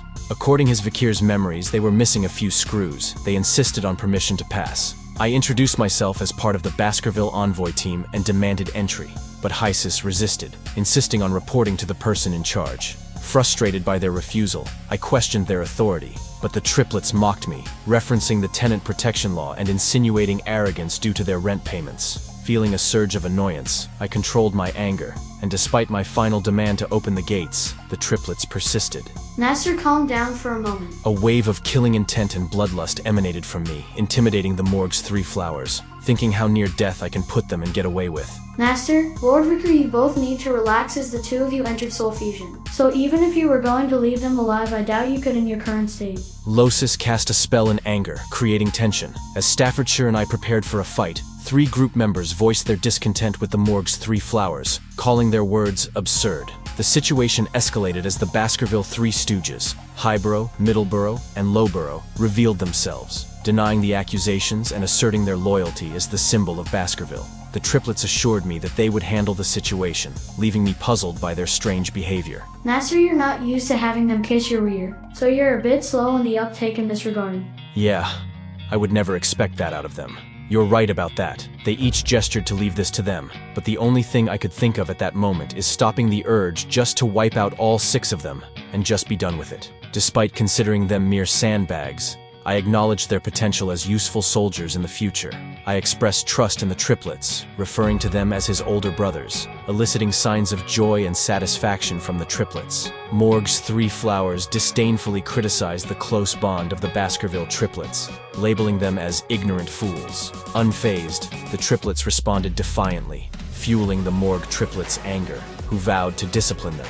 Recalling Vikir's past knowledge, I remembered the Morg triplets as powerful mages with water, earth, and nature attributes. As Morg's 3 witches combined their magical abilities, a colossal vine barrier emerged. Highborough effortlessly sliced through the vines with the Baskerville first technique, prompting taunts from Hysis. Staffordshire questioned me about his enjoyment of the situation. Staffordshire explained the clash between magic and swordsmanship, and found pleasure in observing the potential of clans shaping the future. Expressing frustration, I wished for all of them to perish, deeming the situation a waste of time. Suddenly, a fiery spell stopped Highborough's attack on Hysis, with a massive fire explosion disrupting the conflict. To my annoyance, the Baskerville and Morg triplets survived. I knew I might have been able to get rid of all 3 if I would have acted amongst the confusion. Behind the dissipating smoke, the 3 Morg clan were in tears. Merciless, still shaken from the near-death experience, expressed relief at having survived. The person responsible for that powerful fire spell questioned what was going on here. I looked up at the figure who turned out was Camus Morg, standing atop the castle gate wall with flames still burning in her hands. Camus looked down and declared her inability to forgive anyone who caused trouble within her managed territory. As she landed in front of Morg's 3 flowers, Merciless tried to explain that their intention was to stop the invader, while Lausus added that the fight had been initiated by the other party. Camus cast a cold gaze upon them and questioned their informal way of addressing her, emphasizing her position as the vice-head of the fortress. Camus then pointed towards the treetops where dead skeletons hung, warning them to be cautious if they wished to avoid a similar fate. Merciless let out a frightened cry and apologized for their actions. Camus noticed me, and her eyes widened in shock. She approached and remarked that it had been a long time since we had seen each other, recalling that it had been 7 years. I smiled and acknowledged that it had been a while. I wondered if Camus's more mature appearance was the reason for her increased attractiveness. Thoughts on claiming her in the future crossed my mind for a moment, but as I pondered the beauty of Camus Morg, who had captivated the hearts of many men in high society. In Vikir's previous life, there had been scandals and rumors surrounding her, as she allured even married men. However, I found it strange that there were no such rumors in this lifetime. Nevertheless, I brushed off those thoughts. I requested Camus to open the door, stating that words wouldn't work on the triplets. Camus was taken aback, looked angry, and questioned if that was all I had to say after such a long time. I gazed at her with a look of curiosity and inquired about what should I say instead. Camus's anger flared, and she exclaimed in frustration. Staffordshire observed Camus's escalating anger and wondered if the next fight would be between the superstars of the 2 clans. Camus pointed her finger, her eyes filled with angry tears, and declared that I scored 0 points. She accused me of having a disrespectful attitude towards my future wife. Staffordshire and I exchanged bewildered glances, leaving us all with a singular question. Whose wife? But wait a minute. When was I betrothed to this red-headed monster? No way in hell can lustful teenage thoughts equal a marriage proposal that I need to take responsibility for. Data, is Camus psychic by chance? No. You agreed to it while you were BSing while having fun trolling the Morg clan. Oh yeah. Something like that did happen, huh? Who'd have thought it was seriously considered? As Camus and I rode side by side towards the fortress, a peculiar tension persisted. Camus, perhaps attempting to ease the unease, shifted the conversation to the Baskerville clan's understanding of the barbarians. With a mix of confidence and assertion, I responded, stating that our clan, contrary to her belief, was well versed in the ways of the nomadic tribes, engaging with them in frequent battles. I even went on to claim that our knowledge surpassed that of the Morgs. The conversation took an intriguing turn, with Camus probing my understanding of the barbarian tribes. Her persistent probing hinted at a complex interplay of a world balancing on the edge of civilization and wilderness. Once we arrived at the fort, I emphasized the exceptional archery skills of the Baloks. Camus acknowledged my knowledge about the ecology of the barbaric tribes. Camus was informed that the barbarians had ambushed the ruby mine, either pillaging the indigenous slaves or the crops. the mage reported that a recon member of the barbarians had been captured and urged us to come quickly. Curious, I followed the mage to a tent where the captive barbarians were being held. Camus inquired if any information had been extracted from him. The mage informed them that the barbarian remained uncooperative and resistant to psychic magic due to his strong sorcery, making it impossible to get him to speak. Camus then questioned the barbarian about the recent ambush on the Morg clan's fortress. When the barbarian remained silent, she asked the barbarian what had been done to them. Smiling, the barbarian responded in his native language. Camus turned to the mage and requested a translation. Camus asked if there was anyone present who could translate what the barbarian was saying, to which the mage replied that, at that moment, there was no one available. I spoke up, stating that I knew a little of the language. Camus expressed surprise, questioning what I didn't know how to do. I clarified that I was not fluent and only had a basic understanding of the vocabulary. Camus requested me to ask the barbarian about the whereabouts of her kidnapped sixth cousin. I posed the question to the barbarian, and the barbarian responded with an evil smile and a short reply. I relayed the grim news to Camus. Her cousin was dead. Camus's face filled with anger upon hearing this. She declared that since the senator of the audience hall was currently being treated and the senator of the temple was away on an inspection, the decision would be made by her, the vice head of the fortress. Her verdict: immediate execution. A spike pierced the barbarian's body, and soon he was consumed by fire. As the barbarian burned, he uttered something, but Camus dismissed his words, saying that, after the war, the language he spoke would only be used in hell. The barbarian's companion watched in horror as he met his fiery demise. Camus, still filled with anger, turned around and I too followed. As I exited the tent, I was greeted by the sight of Camus crying out loud. Despite her tough exterior, she was still only 15 years old. I asked her about her close relationship with her cousin. She described her cousin as a pure child, who didn't fit into the cold-hearted Morg clan.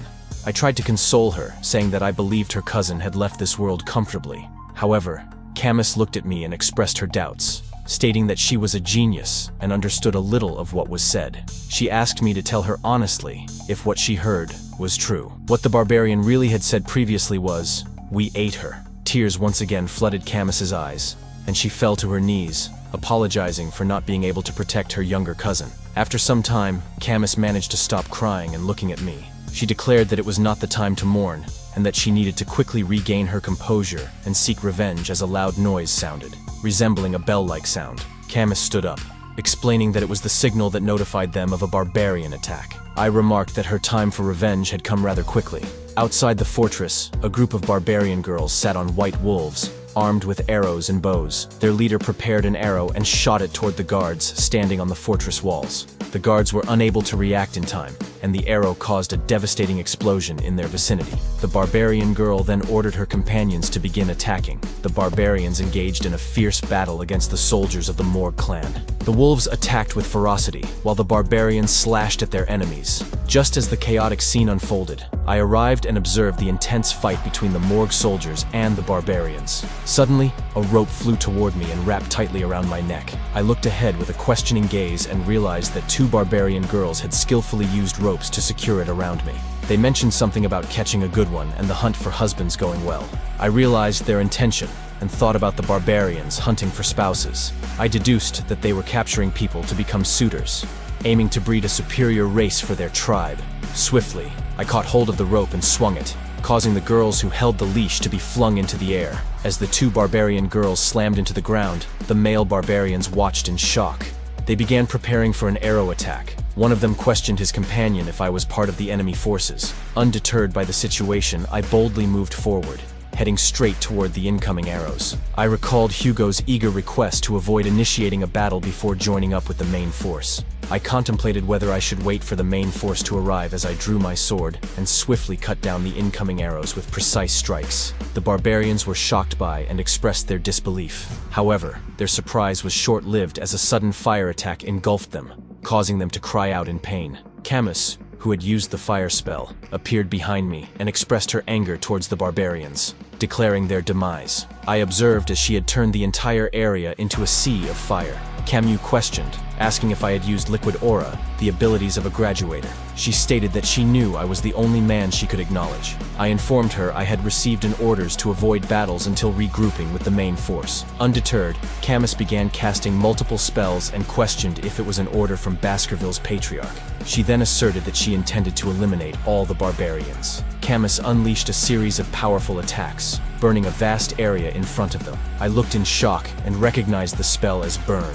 I also noticed that she was employing a quadra-casting technique for burning spells, and observed an increase in the lethality of her attacks. Suddenly, a barbarian used a dart blower and blew a needle that landed on Camus's neck. She felt the sting and realized she had been poisoned. Camus noticed a barbarian who had attacked her sitting on a wolf's back. She fell to the ground, unable to move due to the numbing poison. I observed her condition and thought she was quite a handful. The barbarian then threw a rope toward Camus, but I swiftly caught it. I glanced at Camus and suggested a strategic retreat, emphasizing the need to wait for the main Baskerville force. Camus, driven by the desire to avenge her kidnapped cousin and protect the farmlands, was resolute in her decision not to back down. Just as our discussion reached a critical point, a projectile hurtling toward me. Reacting swiftly, I dodged the arrow aimed at my head. My attention shifted to the source, a barbarian girl who had launched the attack, showcasing the destructive power Camus had earlier mentioned. In the midst of assessing the situation, another barbarian seized Camus from behind and swiftly carried her away. Camus called out to me in desperation. Frustration surged within me as I grappled with the unfolding crisis, recalling a past incident where Camus, still in her adolescence, had returned after single-handedly defeating barbarians who had captured her. As I deliberated on the appropriate course of action, the barbarian girl who had attacked me made another move, demonstrating impressive agility. She wielded a bow, a typical barbarian combat style, evading her strikes. I considered the necessity of going all out against this unconventional opponent. To my surprise, the barbarian girl attempted to communicate in my language, saying, "You me, we meet again." It dawned on me, this was the same barbarian girl I had freed during the slave auctions. Despite the unexpected reunion, an internal frustration bubbled up, and I couldn't help but think sugar honey iced tea.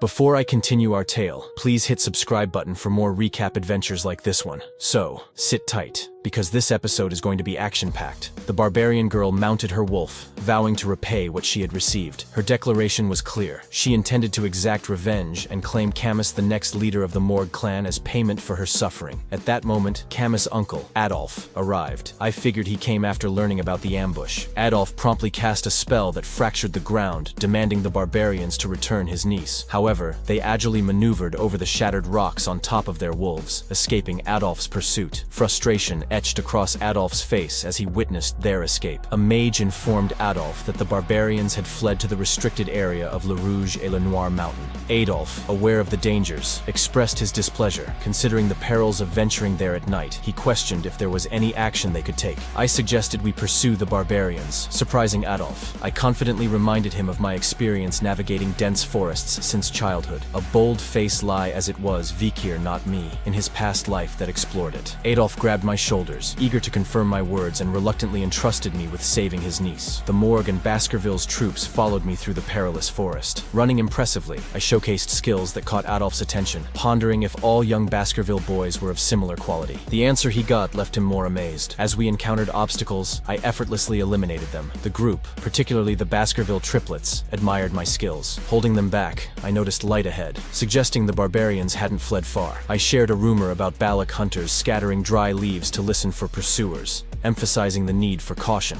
Unexpectedly, Adolf approached and cast a silent spell on us, preventing any noise as we continued. Adolf flashed a smile and declared that he would now take lead, expressing gratitude for my assistance. Using the term of nephew-in-law to refer to me left me puzzled. Not too far from our location, the barbarians had established a camp in the forest, with a central fire illuminating their surroundings. Camus, bound to a tree trunk, vociferously threatened the barbarians, warning them of an impending fiery reckoning. Unfortunately, the barbarians paid little heed, likely unable to comprehend her language. The barbarian girls standing before Camus engaged in a conversation of their own. One expressed admiration for the guy they encountered earlier, while her companion mentioned her failures in husband hunting. At that moment, the barbarian male who had captured Camus approached her. With a smirk, he suggested that my capturing such an excellent female meant all the males in their tribe would desire her. Camus retorted, calling him a perverted bastard. However, the barbarian seemed oblivious to her pleas, indicating stating his belief in the need to discipline the defiant slave. The barbarian girl I saved from the slave auction arrived at the scene. She sternly told him to stay away from her slave, referring to the barbarian male as Ahun.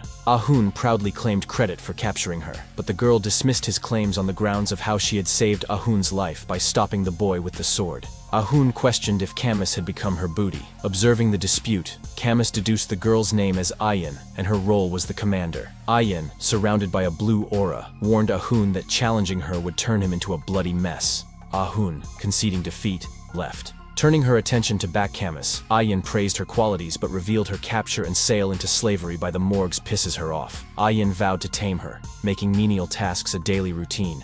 Suddenly, a loud scream echoed, followed by an explosion prompted her to turn around. She questioned the source of the commotion, seeing a barbarian was engulfed in flames, wailing in agony, while others armed themselves, realizing they were under attack. A figure emerged from the fiery scene, condemning the barbarians and pledging to make them pay for their deeds. Camus's face brightened with a smile as she recognized the voice and enthusiastically shouted, "Uncle!" Adolf Morg stood with flames still dancing in his hands. The barbarians were caught off guard as the combined forces of the Baskerville and Morg clans descending upon them.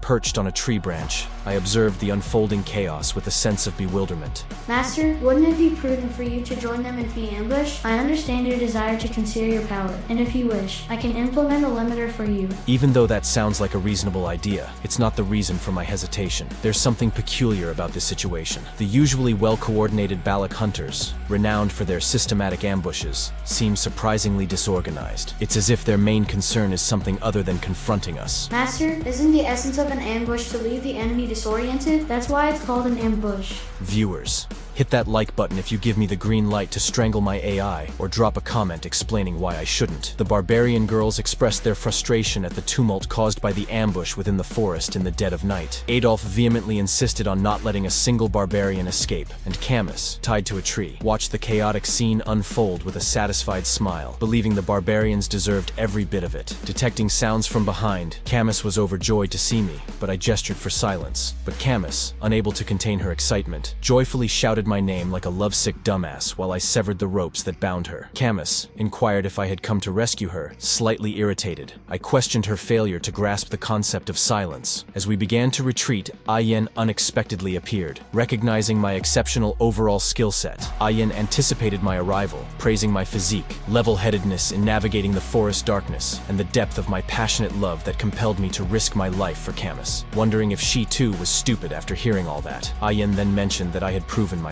Ayin's cryptic statement left me perplexed, wondering what exactly I had proven. Camus and Ayin locked eyes in a silent exchange, their intentions conveyed through intense gazes. I tightened my grip around Camus, realizing it might be challenging to conceal my abilities in my current situation. Puzzled, I questioned why I couldn't recall anyone like Ayin from Vikir's past life. I contemplated whether Ayin could be the one who scarred Hugo's nose bridge, the Night Fox. Master, you have to remember in that timeline she would have been a slave and who knew how long she would have lasted as one.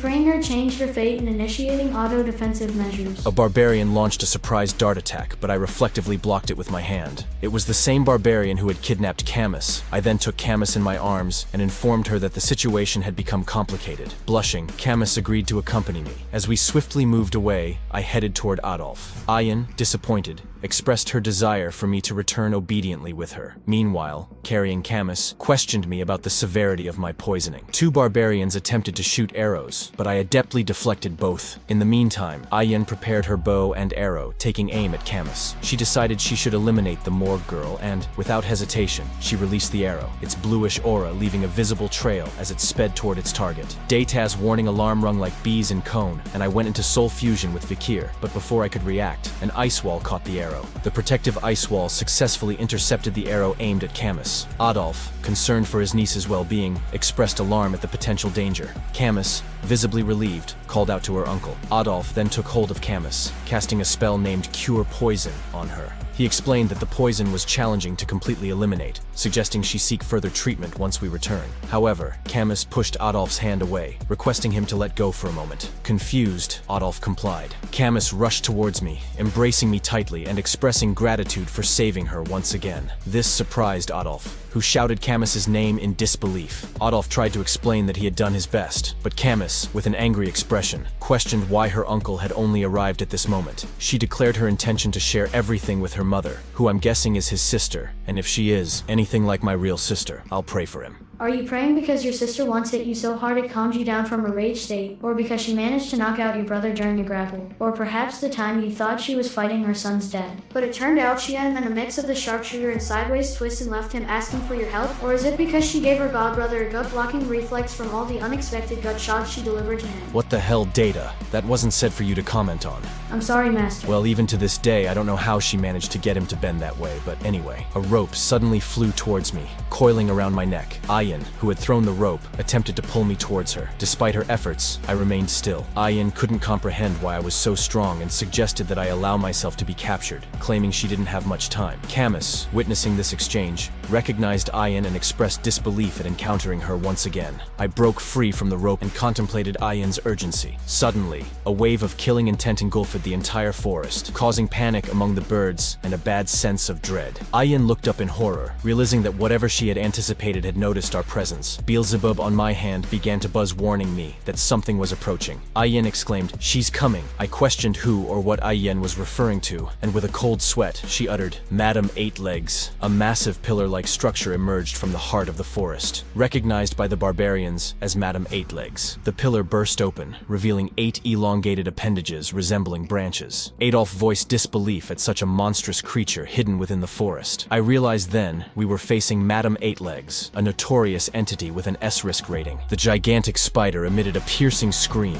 instilling fear in everyone present. Everyone stood frozen in fear as we gazed at Madam Eight Legs, her dominating figure commanding attention. Camus attempted to speak, but I silenced her quickly, telling her of the creature's poor sight but sensitive touch and hearing. My thoughts went back to an old native's warning about incidents associated within the mountain, a legend resembling a horror story about the Madam with 8 legs. The Empire's monster dictionary contained records of this creature capable of causing nationwide destruction in a single day. Madam Eight Legs emitted a piercing scream, accompanied by a corrosive substance that sprayed from her mouth, causing visible damage to tree branches. I carefully dodged the falling poison rain, while Adolf created a protective barrier for himself and Camus. Ahun panicked when some poison landed on his hair. Ayin quickly cut off his hair to prevent further exposure, leaving Ahun on his knees, panting in terror. In a low, angry voice, Ayin berated him for screaming in front of Madam Eight Legs, warning him that if he weren't the shaman's grandchild, she would have killed him. Ayin then ordered the barbarians to retreat in a hushed command, and Adolf, carrying Camus, also commanded a quiet escape. Madam Eight Legs responded with playful noises, seemingly amused by the chaos unfolding before her. Among the fleeing groups, the Balaks scattered in smaller clusters, while the Baskervilles and Morgs retreated together. The Madam observed the differences in how both groups retreated, deciding whom to chase after. As Madam Eight Legs charged towards the Baskerville and Morg group, Adolf expressed frustration, questioning why the creature was heading their way. A Morg mage confidently stepped forward, telling Adolf to leave the monster to him. He began casting a fire spell, claiming it should be the creature's weakness. With a surge of power, he unleashed the fiery spell upon Madam Eight Legs, resulting in a colossal explosion that engulfed the area. The mage believed he had succeeded, boasting to Sir Adolf about the effectiveness of his attack. However, before he could say anything further, one of the mages standing beside him was impaled by one of Madam's legs. The mage, covered in his companion's blood, trembled in fear, realizing that the fire spell hadn't stopped the creature. As Adolf, Camus, and I continued running, Camus expressed shock and bewilderment at the sight of the monstrous creature. Lost in thought, I suddenly realized something as I came to a halt and turned around to face Madam Eight Legs, surprising everyone with my sudden movement. Staffordshire questioned me, expressing concern about my intentions. I replied that we were all at risk of being annihilated if we don't take immediate action. I proposed the need to tie down the monster's legs, and when Staffordshire volunteered, I interrupted, questioning his ability to accomplish the task with his skills. I asserted that I was the best person for restraining its legs. I turned to Sir Adolf, stressing that time was running out. Camus looked at me with shock and called out, but I urged them to hurry and leave. Adolf, frustrated, decided to run away, not allowing my sacrifice to be in vain. The situation grew tense as I prepared to face Madam Eight Legs alone. My hand tightly clenched around the hilt of my sword at first, but eventually, I loosened my grip and let let out a sigh. Contemplating my situation, I realized I had no personal interest in the destruction of the Baskerville territory. However, I saw this as an opportunity for myself. If I could fake my death, I could create distance between myself and Hugo's surveillance, buying time to master the 10th technique in my mind. Once skilled enough to stand against Hugo, or perfected in hiding and controlling my power, I planned to return to the clan then. A red aura began to glow on my hand as Beelzebub emerged. I realized that if I didn't use everything at my disposal, I would die.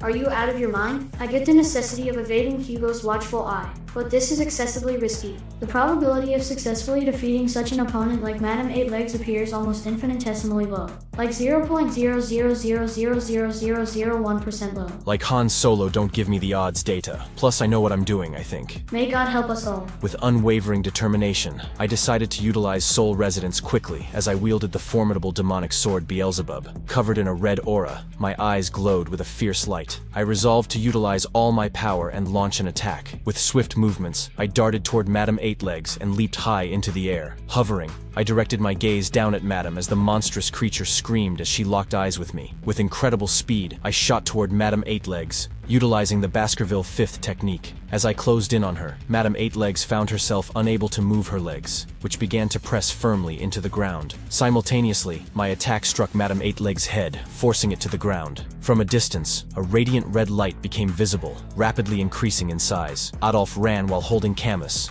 and a massive beam of light shot up from the location where I and Madame Eight Legs clashed. Camus, watching the scene unfold, was struck with shock, and soon a tear welled up in her eyes. She couldn't contain herself and shouted my name. Only a bright red glow remained in the now silent forest, marking the aftermath of the powerful encounter.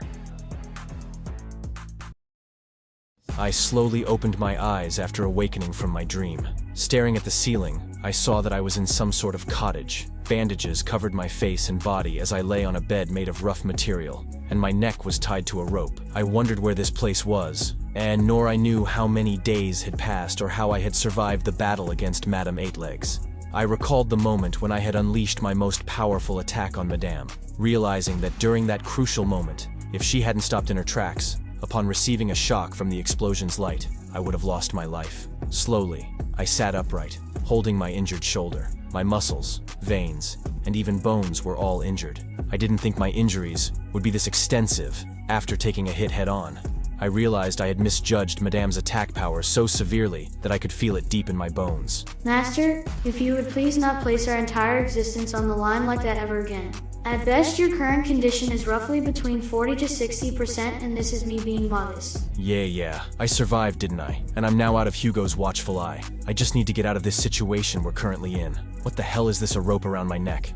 I held onto the rope, wondering if it was the cause of the neck ache I was feeling now. As I thought about the others, I wondered if I could consider it all as going according to plan. My plan of escaping Hugo's watch had been a success after all. Besides Adolf and Camus, many other witnesses could prove my death, so I didn't have to worry about it being verified. I exited the cottage tent and noticed something peculiar. Barbarians of different ages and genders were walking around. I recognized it as the Beylik's camp, and wondered if I was being held captive there. As I stood in the midst of the camp, I realized I was surrounded by the natural enemies of the Baskerville clan. This was a dire situation for me, as my ruined body made escape impossible. Suddenly, a voice shouted, "Hurry up! Walk!" I saw a group of prisoners appear behind me, their hands bound together. A female barbarian was holding a rope attached to the necks of 4 men, urging them to move quickly or risk dying from a wolf's bite. From a distance, I watched and was surprised to recognize their faces. They were soldiers from the Baskerville and other clans. I pondered why I wasn't being executed when a footstep sounded behind me.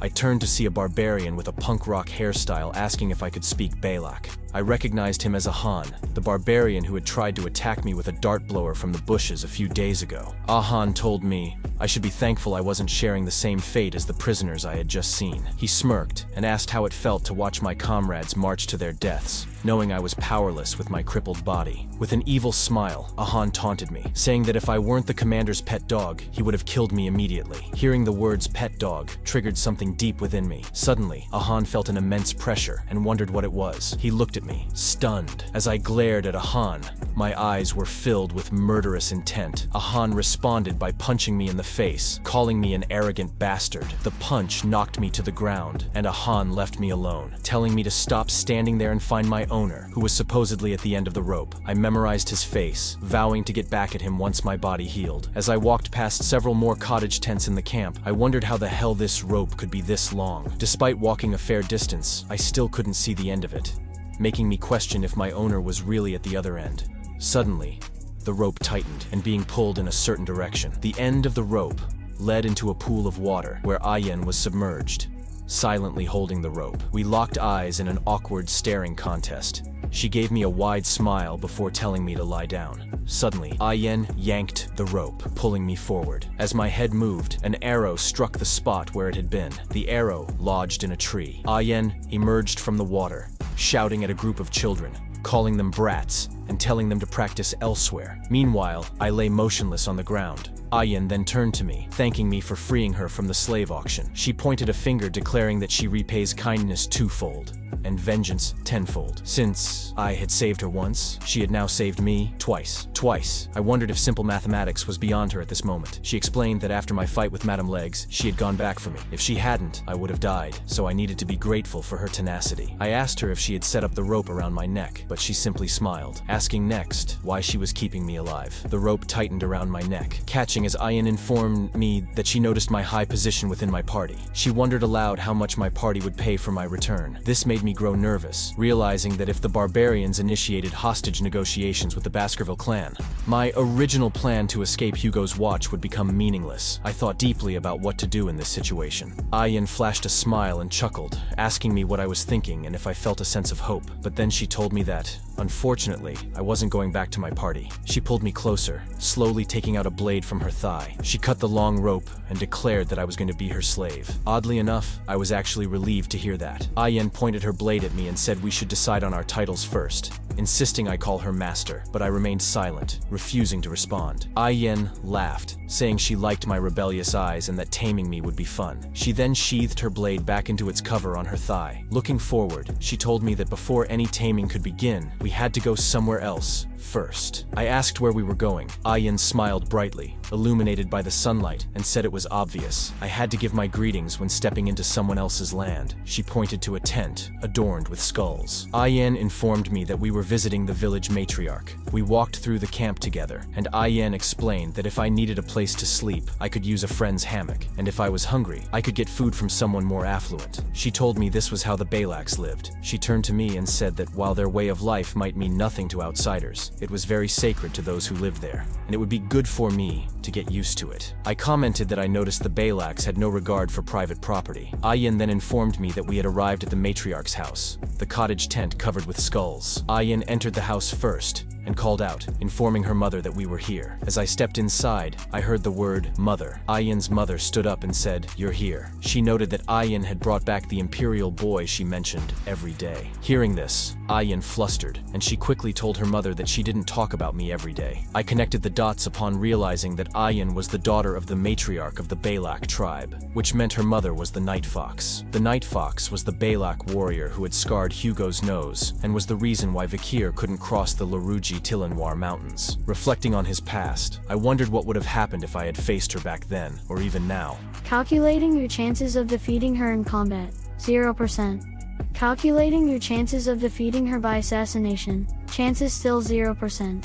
Calculating your chances of defeating her with soul resilience, maybe 1% chance. Master, I would say she would beat the black off of you, but since you're currently Vikir, she would beat it back on you. I was too overwhelmed to even respond to Data crude remarks as sweat dripped down my face, imagining those scenarios. Seeing the Night Fox's intense and deadly aura up close made me realize that running away would have only given me a maybe 20% chance of survival, if I'm lucky.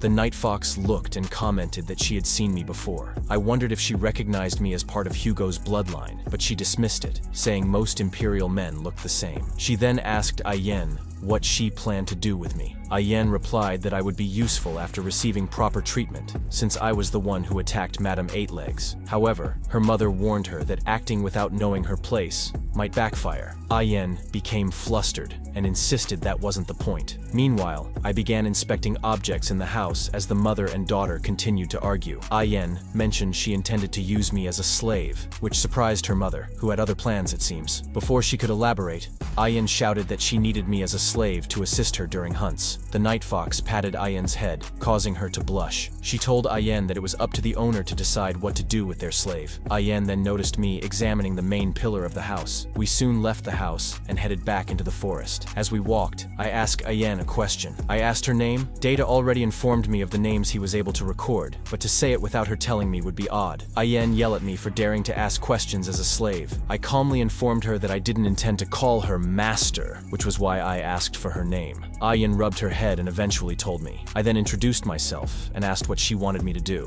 Ayen was flustered by me calling her by name. She decided to give me my first order, which was to build a house. I would live in this from now on. Ayen thought mischievously that there was no way an Imperial like me would know how to build a house, seeing this as a chance to assert her dominance. While I was contemplating the task of building a house and found it amusing, after some time, Ayen stood stunned with her hands behind her back as I pointed to a makeshift tent I had built. She was surprised at how well he constructed it, given my injured state. Looking at the building materials she brought, she realized they were unnecessary, satisfied with the work while reminiscing about Vikir's past when survival skills were crucial. Ayen inspected the trenches I had dug and noted their perfection. I then informed her that the matriarch's tent was unstable, catching Ayen's attention. I explained that during the rainy season, the ground around the central pillar would shake, causing leaks. I offered to create bricks from slimy dirt and gravel, reinforced with oil and fire. Hearing my detailed explanation, Ayen ordered me to proceed, as she had the same concerns. I gathered materials to create the bricks while she watched from behind a tree. I started roasting the brick mixture to form actual bricks, with her observing closely. We soon met up with the matriarch again, with me pulling a wagon filled with the bricks. The night fox was surprised to learn about the problems with her house, by creating a solution using the bricks to resolve the issues at the matriarch's house. The matriarch expressed her frustration at the numerous attempts she had made to repair the roof,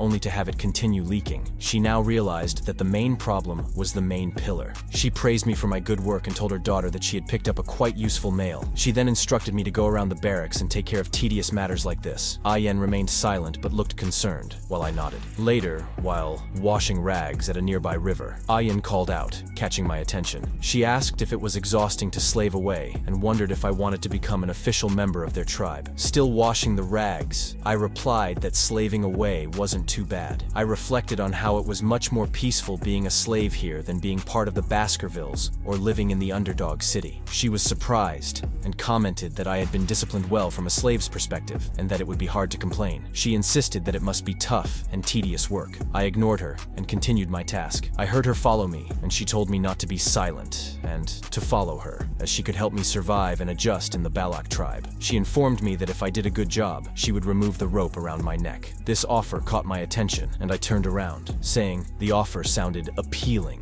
I then asked her what I should do. She smiled, appreciating my honesty, and told me I needed to go on a hunt and capture a huge prey. She explained that the tribe's warriors hadn't been able to catch anything large enough, causing the growing children to go without meat for a while. In other words, I needed to bring in a huge prey to change my title from slave to commoner. She then smacked my back, and with a smile, she told me that I just needed to assist her. I considered the job of hunting for a moment, and then agreed to join her. Hearing this brought joy to Ayen, who smiled widely. It was kinda creepy. She told me that we would be leaving tomorrow, but I was curious about why she was smiling like that. She denied that she was smiling, but I noticed something moving behind a tree. A hunter appeared, glaring angrily at our conversation. He saw how close Ayen was getting to me and called me a disgusting bastard. Ayen didn't notice him as his presence was well hidden, but he was clearly jealous. Later that day, before the hunt, all those who will be going on the hunt today gathered around one of the elders. His arm, covered in bandages, reached into a jar and pulled out a handful of grayish mud. Then, an elder told the hunters to gather around for the hazing ceremony. His hand was covered in the mud from the jar. He was the Balak shaman. A hunter knelt before him as others lined up, waiting for their turn.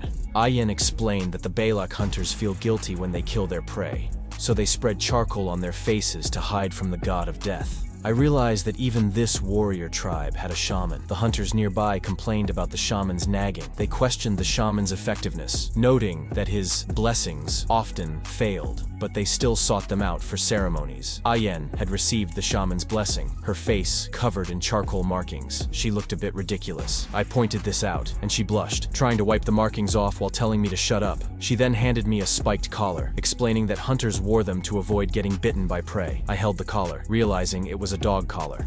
Master, she is really making you her pet. Is her next move to teach you tricks and sit up and beg? Sunny side up or scrambled? What do you mean? How you want your hard drive once we get out of this predicament. Deciding it was best to adapt, I put it on.